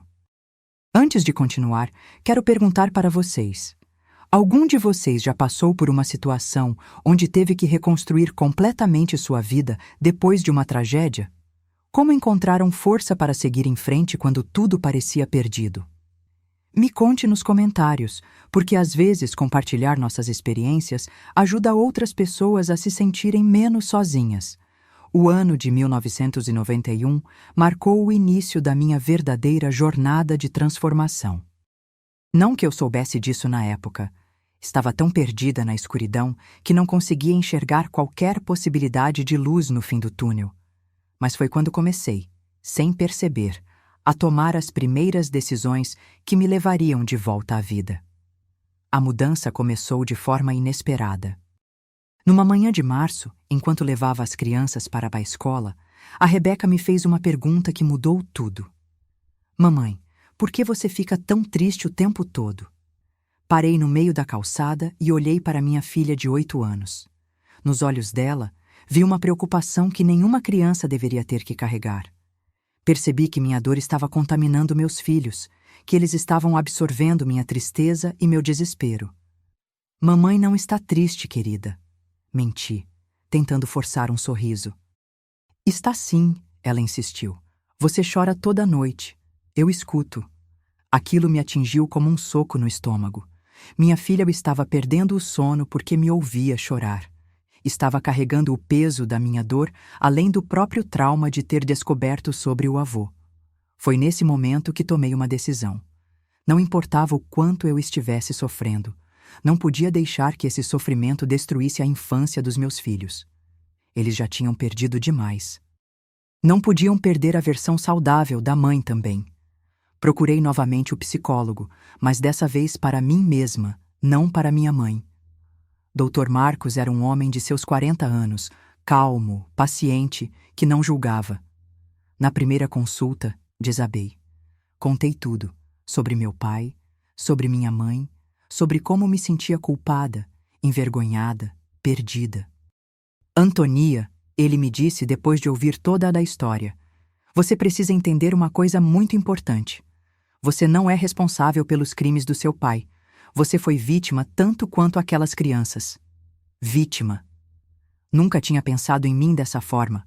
Sempre me via como a filha que deveria ter percebido, que deveria ter protegido as outras crianças, que deveria ter sido mais esperta. Mas eu deveria ter visto os sinais, argumentei. Você viu os sinais. Mas você os interpretou através da lente do amor filial. É natural confiar nos pais, acreditar no melhor sobre eles. Isso não a torna culpada de nada. As sessões com o Dr. Marcos se tornaram minha âncora de sanidade. Uma vez por semana, eu tinha um espaço seguro para descarregar toda a raiva, toda a dor, toda a confusão que carregava. Ele me ajudou a entender que o que eu estava sentindo era normal, que o processo de luto, porque eu estava de luto pela perda do pai que pensava ter, levaria tempo. Paralelamente ao tratamento psicológico, comecei a questionar mais profundamente minha fé. Não conseguia mais aceitar passivamente os ensinamentos da organização. Comecei a estudar a Bíblia por conta própria, sem as publicações da Sociedade Torre de Vigia. Foi uma descoberta reveladora. Muitas coisas que a organização ensinava não tinham base bíblica sólida.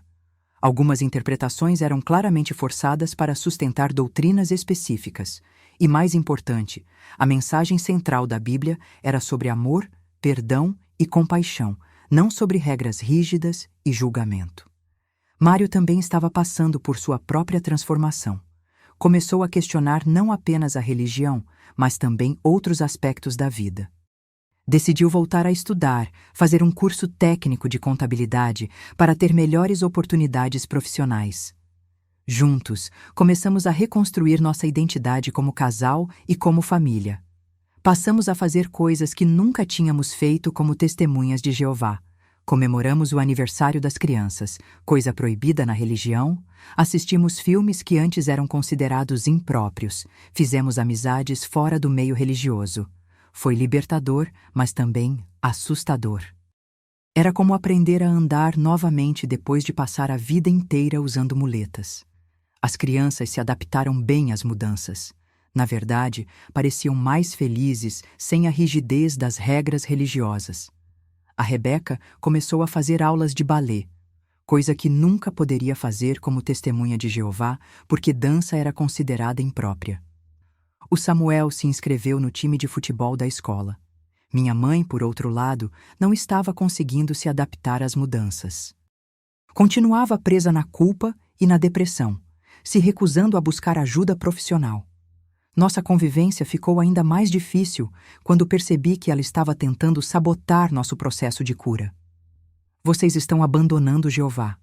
Ela dizia sempre que nos via fazendo algo que não era aprovado pela organização. Vocês vão ser destruídos no Armagedom. Armagedom, o fim do mundo segundo as testemunhas de Jeová. Durante toda a minha vida, eu tinha medo de ser destruída no Armagedom se não fosse uma testemunha de Jeová fiel. Mas agora, depois de ver como a organização havia falhado em proteger crianças inocentes, comecei a questionar se realmente queria fazer parte de um sistema que considerava essas falhas aceitáveis.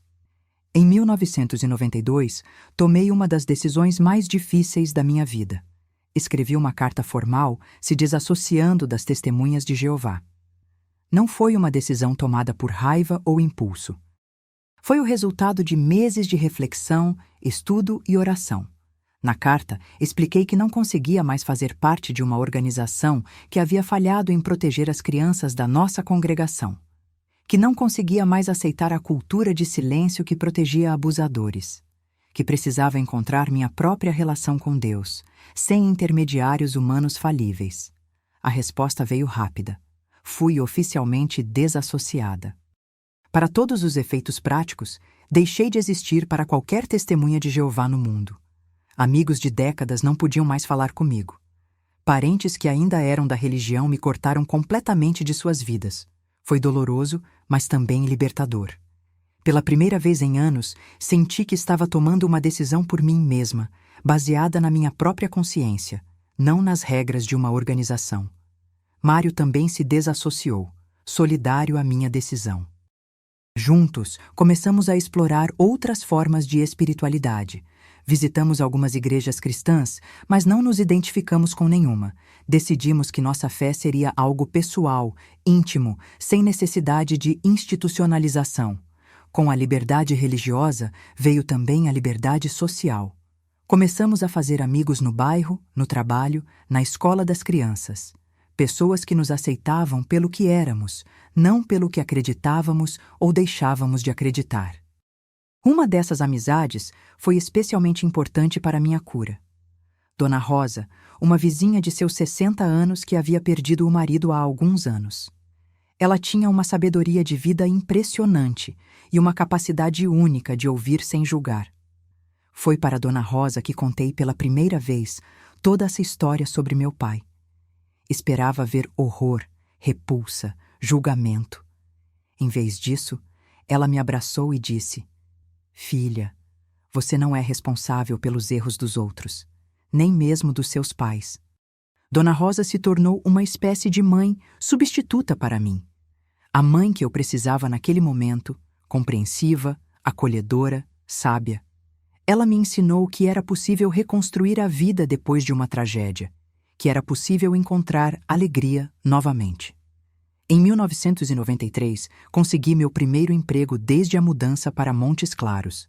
Era numa pequena empresa de contabilidade, fazendo serviços administrativos.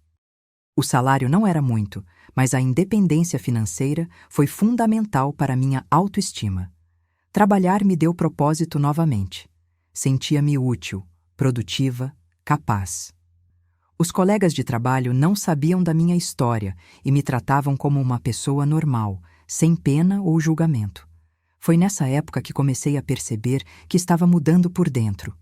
Os ataques de pânico diminuíram drasticamente. Conseguia passar dias inteiros sem pensar no meu pai ou nos abusos. Começava a sorrir genuinamente novamente, não apenas por educação. As crianças também estavam florescendo. A Rebeca se revelou uma excelente aluna e uma bailarina talentosa.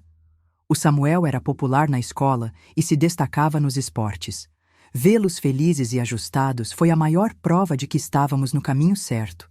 Minha mãe, infelizmente, continuava presa no passado. A cada mês que passava, ela ficava mais amarga, mais deprimida, mais difícil de conviver.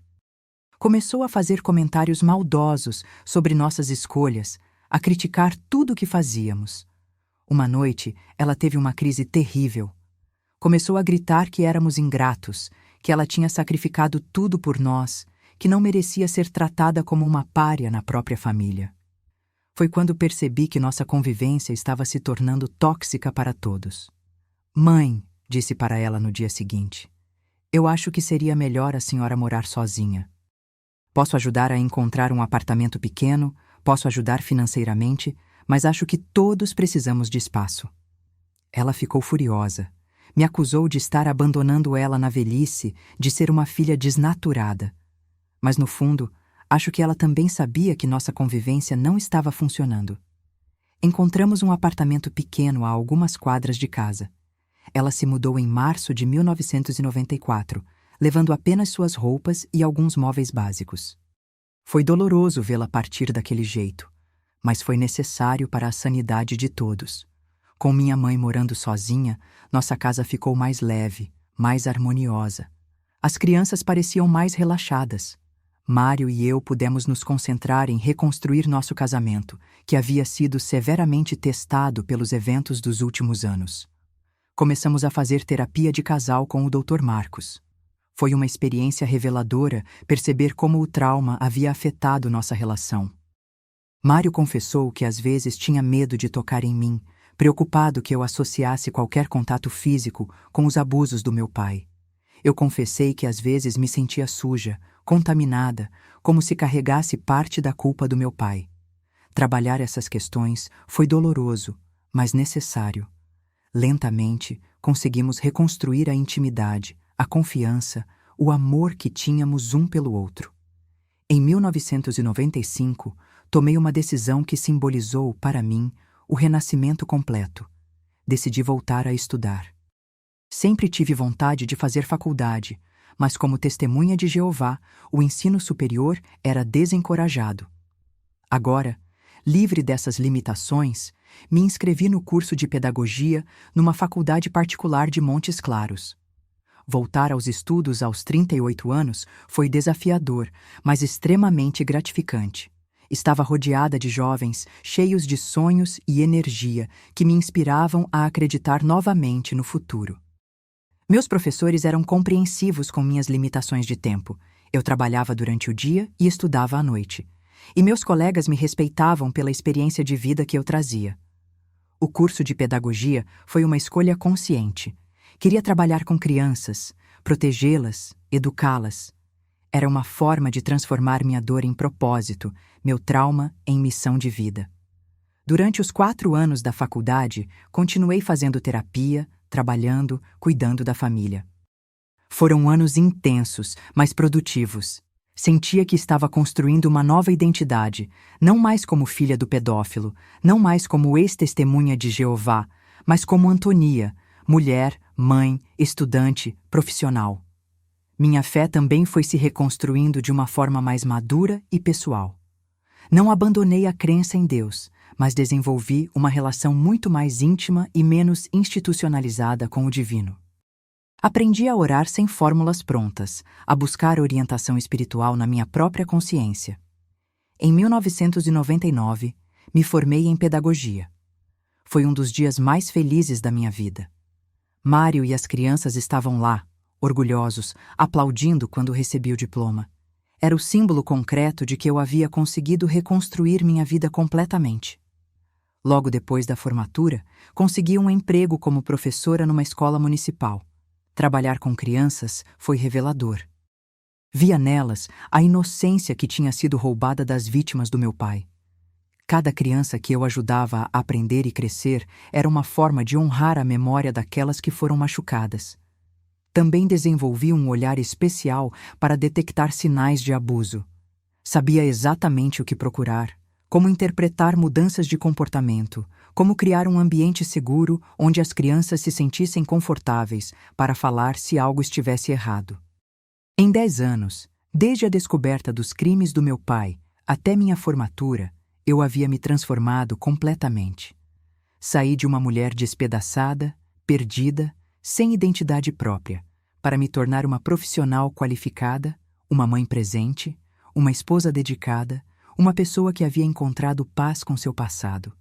Não que a dor tivesse desaparecido completamente.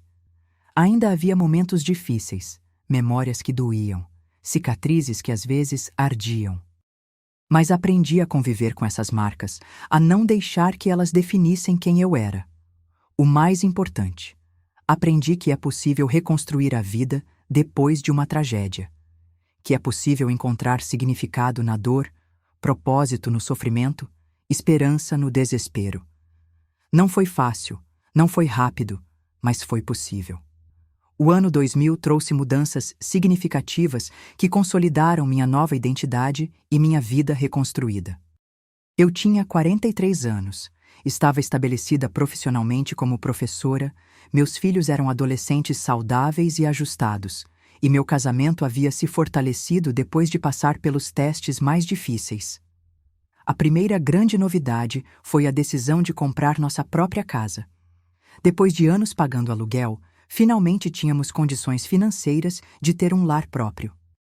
Escolhemos uma casa simples no bairro Jardim Panorama, com 3 quartos, uma sala ampla e um quintal onde eu poderia plantar flores, algo que sempre me deu paz.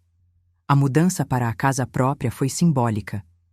Era como se estivéssemos finalmente fechando o capítulo da nossa vida nômade, daquela época em que fugíamos do passado sem saber onde nos estabelecer.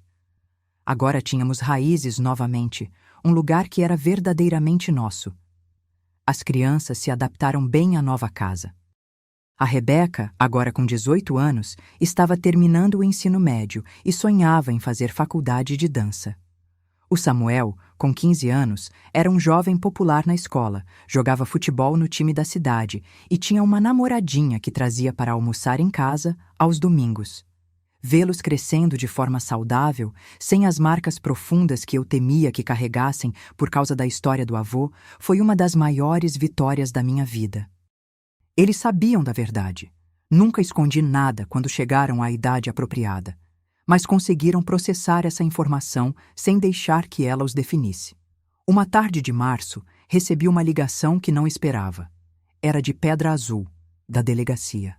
Meu pai havia morrido na prisão. Ataque cardíaco, disseram. Tinha cumprido apenas 6 anos da pena de 8 anos. A notícia me pegou de surpresa. Não porque eu não esperasse que ele pudesse morrer, afinal, já estava com mais de 60 anos e a vida na prisão é dura. But porque eu não sabia como me sentia sobre isso. Deveria ficar triste? Aliviada? Culpada por não sentir mais dor? Durante dias, fiquei tentando processar aquela informação e minhas reações contraditórias. Decidi não ir ao enterro.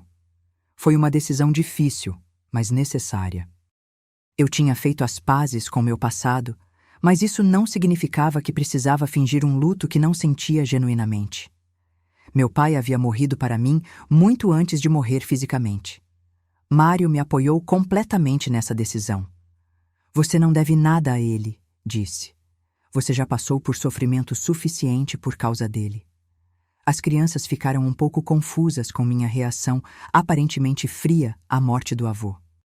Expliquei para eles que, às vezes, quando alguém nos machuca muito profundamente, nossa capacidade de lamentar sua morte fica comprometida. Que não era falta de coração, mas proteção emocional. Com a morte do meu pai, senti como se um peso que eu nem sabia que ainda carregava tivesse sido retirado dos meus ombros. Não precisava mais me preocupar com a possibilidade de encontrá-lo na rua quando voltasse a Pedra Azul. Não precisava mais explicar para as pessoas por que não visitava meu pai. Minha mãe, por outro lado, ficou devastada com a notícia. Apesar de tudo que ele havia feito, ainda nutria algum tipo de amor doentio por ele. Chorou por semanas, ficou ainda mais deprimida. Começou a falar sobre reunir-se com ele na ressurreição prometida pelas testemunhas de Jeová.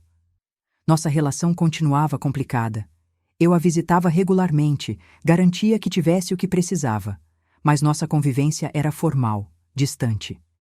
A confiança que havia sido quebrada nunca foi completamente restaurada. Em 2001, aconteceu algo que mudou radicalmente minha perspectiva sobre minha experiência traumática. Uma das mães das crianças que estudavam na escola onde eu trabalhava me procurou, preocupada com mudanças no comportamento do filho. O menino de 9 anos havia começado a apresentar sinais que eu reconheci imediatamente. Pesadelos, regressão no comportamento, medo de ficar sozinho com certos adultos, conhecimento sexual impróprio para a idade. Baseada na minha experiência pessoal e no treinamento que havia recebido sobre identificação de abuso infantil, consegui ganhar a confiança da criança e descobrir que ela estava sendo molestada por um vizinho da família. Foi a primeira vez que consegui usar minha experiência dolorosa para proteger uma criança. A denúncia foi feita, o abusador foi preso e o menino recebeu o apoio psicológico necessário. Ver que minha dor poderia ser transformada em proteção para outras crianças foi profundamente significativo. A partir desse momento, me especializei ainda mais na identificação e prevenção do abuso infantil. Fiz cursos, participei de seminários, me tornei uma referência na escola e na comunidade para questões relacionadas à proteção de crianças. Em 2003, a Secretaria de Educação me convidou para coordenar um programa municipal de prevenção ao abuso infantil. Era um trabalho que exigia muito emocionalmente, lidar constantemente com casos de crianças abusadas, mas que me dava um senso de propósito que nunca havia sentido antes. O programa envolvia treinar outros professores para identificar sinais de abuso, criar ambientes seguros nas escolas para que as crianças se sentissem confortáveis para relatar situações problemáticas e trabalhar em parceria com psicólogos e assistentes sociais para garantir que as vítimas recebessem o apoio necessário. Nos primeiros 2 anos do programa, conseguimos identificar e proteger 16 crianças que estavam sendo abusadas. 16 vidas que foram salvas porque eu sabia exatamente o que procurar, porque minha experiência traumática havia me dado uma perspectiva única sobre os sinais de abuso. Cada criança que conseguíamos proteger era uma vitória contra o meu pai, contra todos os abusadores, contra o sistema que havia falhado em proteger as crianças da minha congregação. Era minha forma de honrar a memória daqueles meninos que não consegui proteger quando era jovem e ingênua. Em 2004, recebi um reconhecimento da prefeitura pelo trabalho desenvolvido no Programa de Proteção Infantil. Foi um momento emocionante, não apenas pela honra do reconhecimento, mas porque representava o quanto eu havia conseguido transformar minha maior tragédia pessoal em minha maior contribuição social. Mário estava orgulhoso do meu trabalho, das conquistas profissionais, da mulher forte em que eu havia me transformado. Nosso casamento, que havia sido severamente testado pelos traumas do passado, emergiu mais forte e mais sólido. Você se tornou a mulher que sempre soube que poderia ser, ele me disse na noite da premiação. Não apesar do que aconteceu, mas por causa do que aconteceu. Você transformou veneno em medicina. As crianças também tinham motivos para se orgulhar. A Rebeca havia se formado em dança e conseguido uma bolsa para estudar em Belo Horizonte. O Samuel estava terminando o ensino médio com notas excelentes e sonhava em fazer engenharia. Vê-los realizados, confiantes, sem traumas visíveis relacionados à nossa história familiar, foi a maior prova de que havíamos conseguido quebrar o ciclo de dor que poderia ter se perpetuado por gerações. Em 2005, aconteceu algo inesperado que me forçou a confrontar mais uma vez meu passado. Um dos meninos que haviam sido abusados pelo meu pai, agora um jovem de 25 anos, me procurou. Era o Josué, aquele menino alegre que havia se tornado arredio e silencioso quando os abusos começaram. Ele soube onde eu trabalhava e apareceu na escola numa tarde, nervoso, mas determinado a falar comigo. Dona Antônia, ele disse, eu sei que não é culpa da senhora, mas eu precisava falar com alguém da família dele. Eu precisava que alguém soubesse como aquilo me afetou. Ouvir o relato detalhado do que meu pai havia feito com ele foi uma das experiências mais dolorosas da minha vida. Não apenas pelos detalhes horríveis dos abusos, mas por ver como aquilo havia marcado profundamente um homem jovem que deveria estar no auge da vida. Josué me contou sobre os anos de terapia, sobre os relacionamentos que não conseguia manter, sobre a dificuldade de confiar nas pessoas, sobre os pesadelos que ainda o atormentavam 16 anos depois. Mas eu não vim aqui para culpar a senhora, ele disse.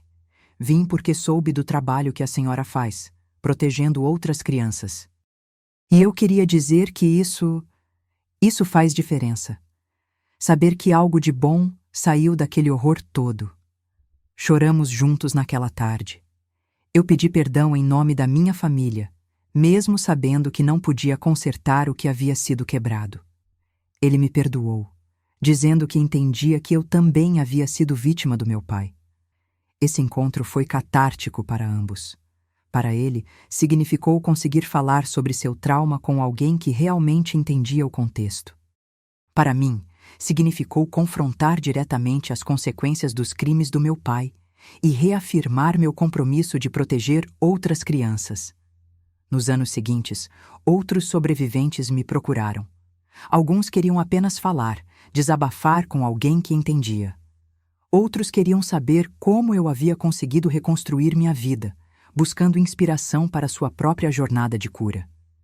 Essas conversas, embora dolorosas, foram fundamentais para minha própria cura. Percebi que minha experiência podia oferecer esperança para outras pessoas que haviam sido afetadas pelo abuso. Não apenas as vítimas diretas, mas também suas famílias. Em 2007, a Rebeca se casou com um rapaz maravilhoso que conheceu na faculdade. Foi um casamento simples, mas cheio de amor e alegria. Ver minha filha feliz, realizada, capaz de amar e confiar, foi a confirmação de que havíamos conseguido protegê-la das cicatrizes mais profundas do nosso passado familiar. O Samuel também estava indo bem. Entrou na faculdade de engenharia civil. Era um jovem responsável e equilibrado. Tinha uma namorada séria há 2 anos e falava sobre casamento e filhos como algo natural e desejável, sem medos ou traumas relacionados à paternidade ou família. Minha mãe, infelizmente, continuava presa no passado. A depressão havia se agravado com os anos e ela se recusava sistematicamente a buscar ajuda profissional.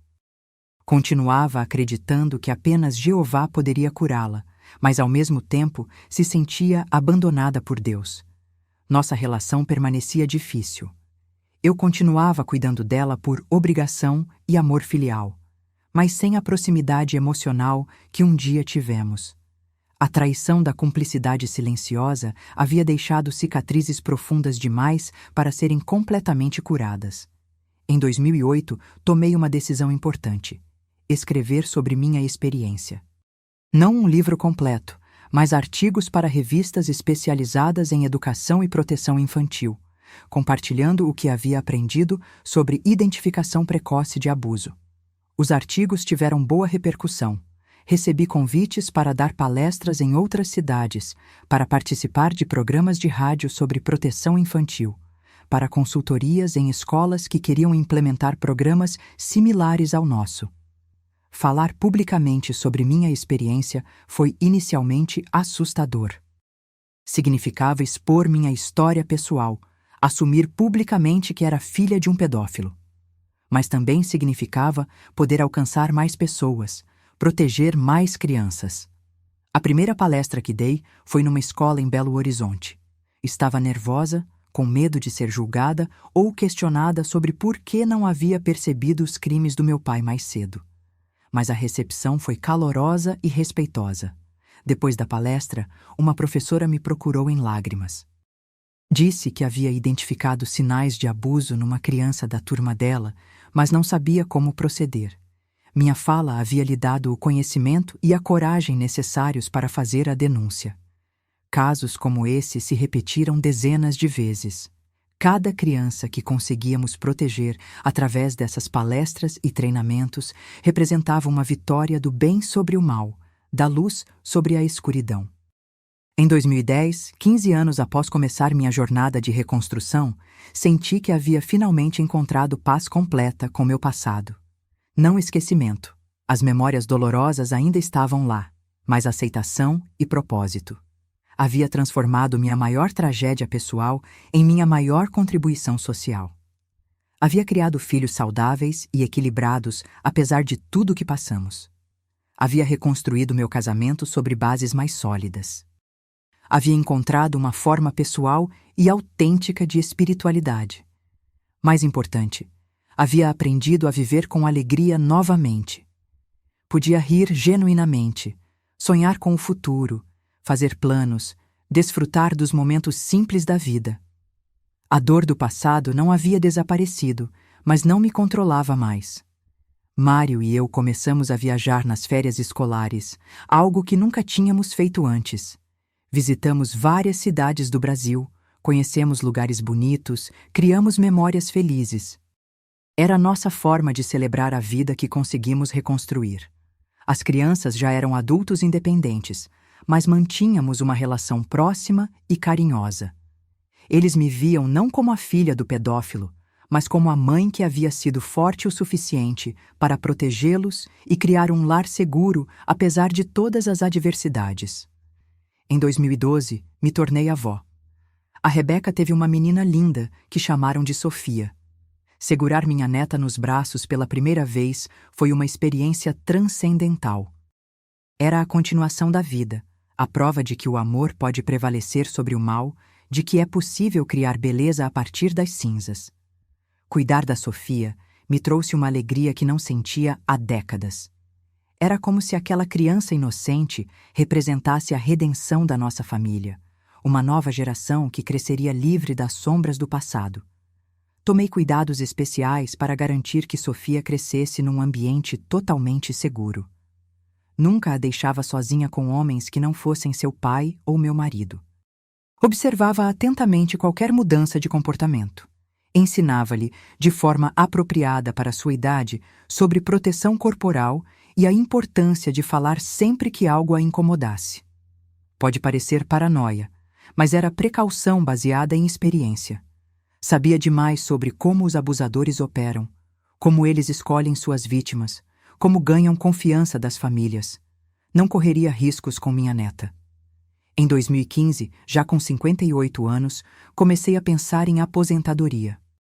Havia dedicado 15 anos da minha vida ao programa de proteção infantil. Havia treinado dezenas de professores, havia ajudado a proteger centenas de crianças. Sentia que havia cumprido minha missão. Era hora de pensar em desfrutar os anos dourados da vida, aproveitar mais tempo com a família, talvez escrever um livro completo sobre minha experiência. O programa de proteção infantil que havia criado estava bem estruturado, com uma equipe competente que poderia dar continuidade ao trabalho. Minha substituta era uma psicóloga jovem e dedicada que havia trabalhado comigo por 5 anos e conhecia todos os procedimentos. A aposentadoria chegou em 2017. Foram 35 anos dedicados à educação, sendo os últimos 15 focados especificamente na proteção de crianças vulneráveis.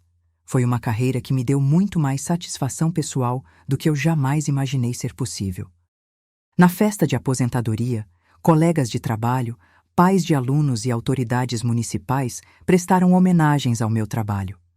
Mas o discurso que mais me emocionou foi o de uma jovem que havia sido uma das primeiras crianças que consegui proteger, ainda no início do programa.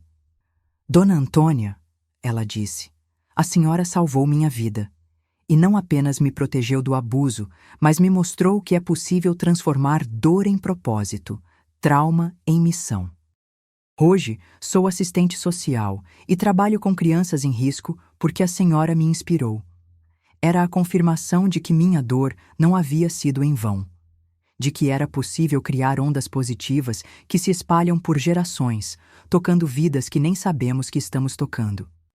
Hoje, aos 68 anos, quando olho para trás e analiso toda essa jornada, posso dizer com certeza absoluta que sou uma mulher completamente diferente daquela jovem de 32 anos que descobriu a verdade terrível sobre seu pai naquele junho de 1989. Foram quase 40 anos de uma transformação profunda que me levou dos abismos mais escuros da dor e da vergonha até um lugar de paz, propósito e até mesmo gratidão. Sim, gratidão. Sei que pode soar estranho, mas sou grata pela jornada que percorri, por tudo que aprendi, por quem me tornei. Não sou grata pelos crimes do meu pai, esses foram horríveis e injustificáveis. Não sou grata pelo sofrimento das crianças vítimas, elas não mereciam passar por aquilo. Mas sou grata pela oportunidade de transformar essa experiência traumática em algo que pudesse proteger outras crianças. Se eu pudesse voltar no tempo, o que faria diferente? Essa é uma pergunta que me faço frequentemente, especialmente durante as noites de insônia, quando as memórias voltam com força total. Gostaria de poder dizer que teria percebido os sinais mais cedo, que teria protegido aquelas crianças antes que fossem machucadas. Mas a verdade é que eu era uma pessoa diferente naquela época, mais ingênua, mais confiante nas instituições, mais disposta a acreditar no melhor das pessoas, especialmente da família. Talvez, se soubesse então o que sei hoje sobre abuso infantil, teria questionado mais, investigado mais, desconfiado mais. Mas não posso me culpar por não ter conhecimentos que só adquiri depois, através da dor e da experiência. O que definitivamente faria diferente seria em relação à minha mãe. Hoje, entendo que ela também era vítima. Vítima da manipulação psicológica do meu pai, da cultura de silêncio da época, do medo e da vergonha. Fui muito dura com ela durante anos, quando talvez devesse ter oferecido mais compreensão e apoio. Ela morreu em 2018, aos 84 anos, ainda carregando a culpa e a vergonha daqueles anos terríveis. Nunca conseguiu se perdoar por não ter denunciado meu pai quando suspeitou pela primeira vez. Morreu triste, amargurada, presa no passado. Eu gostaria de ter sido mais paciente com ela, de ter ajudado mais na sua cura emocional. Mas na época eu estava lidando com meus próprios traumas e não tinha recursos emocionais para cuidar adequadamente da dor dela também. Perdoei minha mãe, mas só consegui fazer isso plenamente depois que ela morreu. É uma das minhas maiores tristezas, não ter conseguido demonstrar esse perdão enquanto ela ainda estava viva para recebê-lo. Em relação ao meu pai, o perdão foi um processo muito mais complexo e demorado. Durante anos, nutri uma raiva intensa contra ele. Raiva pelos crimes que cometeu, raiva por ter destruído nossa família, raiva por ter traído minha confiança da forma mais cruel possível. Mas carregar essa raiva era como carregar veneno dentro do meu próprio corpo. Estava me matando por dentro, impedindo minha cura completa. Foi durante a terapia que aprendi que perdoar não significa esquecer ou justificar o que foi feito. Significa liberar a raiva para que ela não continue nos envenenando. Perdoei meu pai pelos meus próprios motivos egoístas, porque precisava desse perdão para viver em paz. Isso não significa que aprovo o que ele fez ou que gostaria de tê-lo de volta na minha vida. Significa apenas que não permito mais que suas ações controlem minha felicidade. Uma das lições mais importantes que aprendi é sobre a importância de quebrar ciclos de silêncio. O abuso infantil prospera no silêncio, na vergonha, no medo de falar.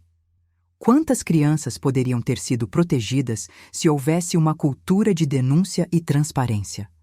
Por isso sempre incentivei meus filhos, e agora minha neta, a falarem abertamente sobre qualquer coisa que os incomode. Criei um ambiente onde não há assuntos proibidos, onde qualquer pergunta pode ser feita, onde qualquer preocupação pode ser expressa. Também aprendi sobre a importância de confiar no instinto. Muitas vezes, quando algo está errado, nosso instinto percebe antes da nossa mente consciente. Aquela sensação de que algo não está certo deve sempre ser levada a sério, investigada, nunca ignorada por cortesia ou conveniência social. Se há uma mensagem que gostaria de deixar para outras famílias, especialmente para outras mães, é esta: confiem no instinto de vocês. Se algo parece estranho com uma criança, se alguém demonstra interesse excessivo numa criança, se uma criança apresenta mudanças súbitas de comportamento, investiguem. É melhor pecar pelo excesso de cautela do que pela negligência. Outra lição fundamental foi sobre a resiliência humana. Quando estava no auge do desespero, em 1989, eu sinceramente acreditava que nunca conseguiria ser feliz novamente. A dor parecia grande demais, a traição profunda demais, os danos irreversíveis demais. Mas subestimei minha própria capacidade de cura e renovação. Com tempo, ajuda profissional, apoio familiar e muita determinação, consegui não apenas sobreviver, mas prosperar.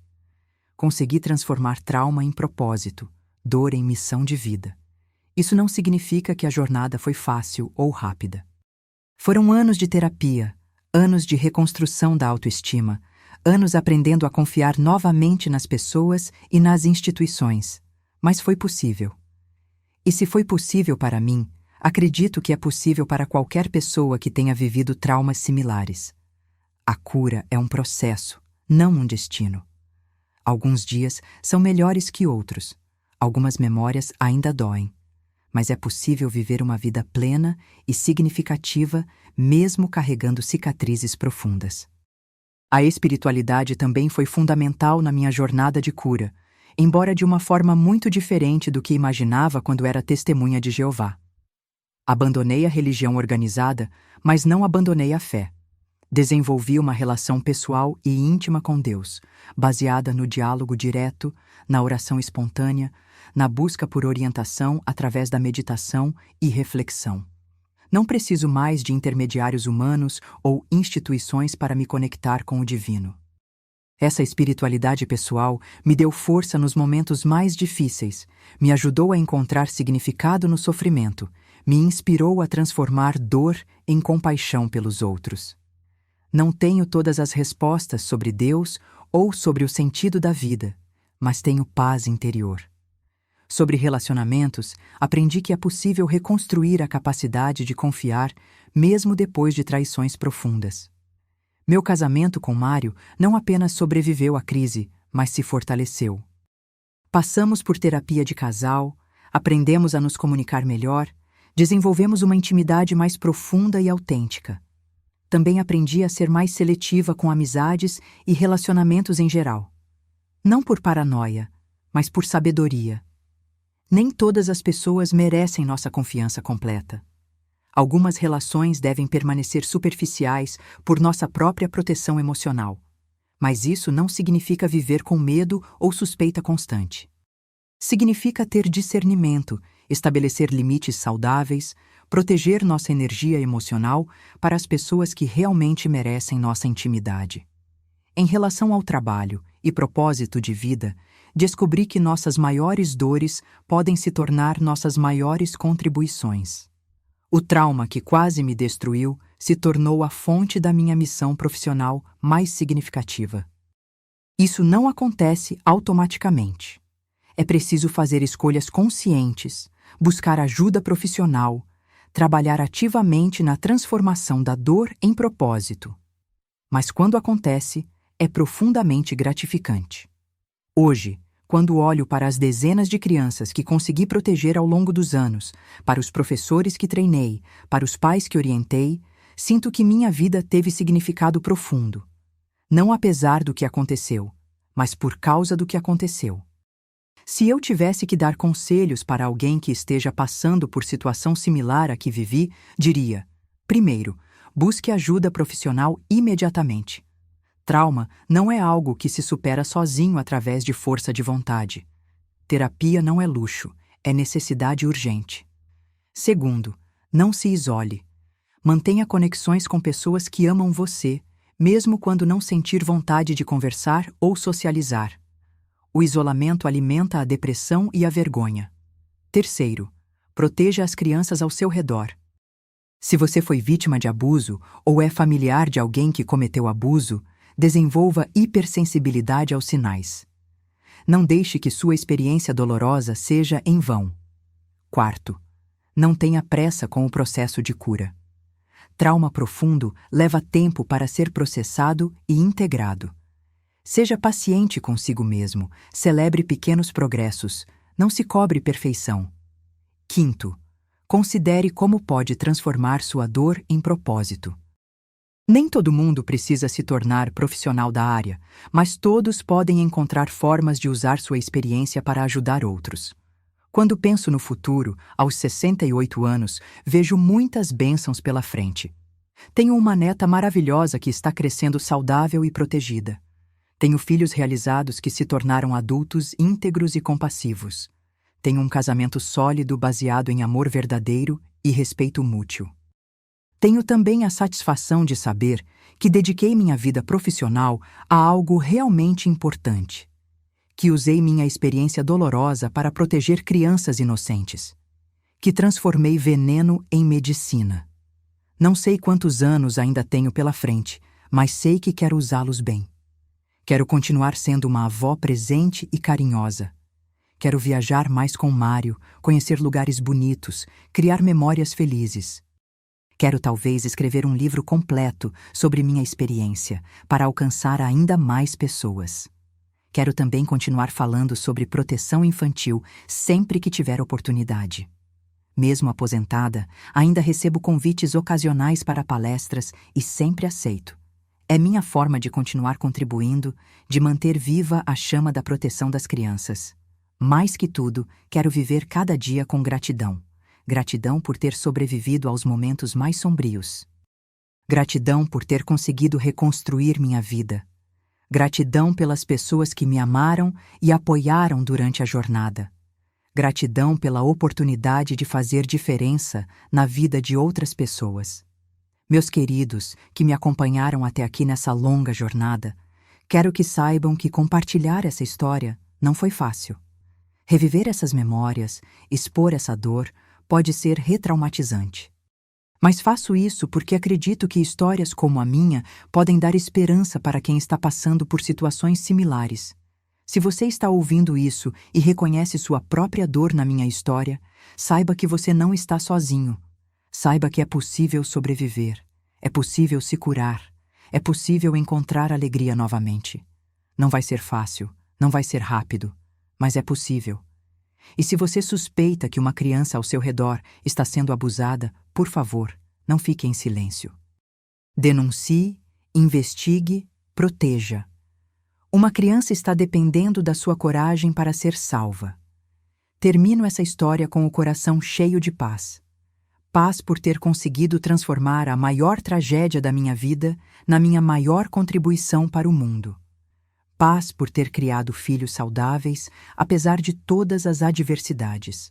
Paz por ter encontrado propósito na dor, significado no sofrimento. Se essa história tocou seu coração, se você se identificou com alguma parte dela, deixe nos comentários.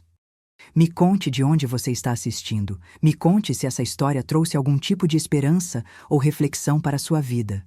E lembre-se, não importa quão escura seja a noite, o sol sempre volta a nascer.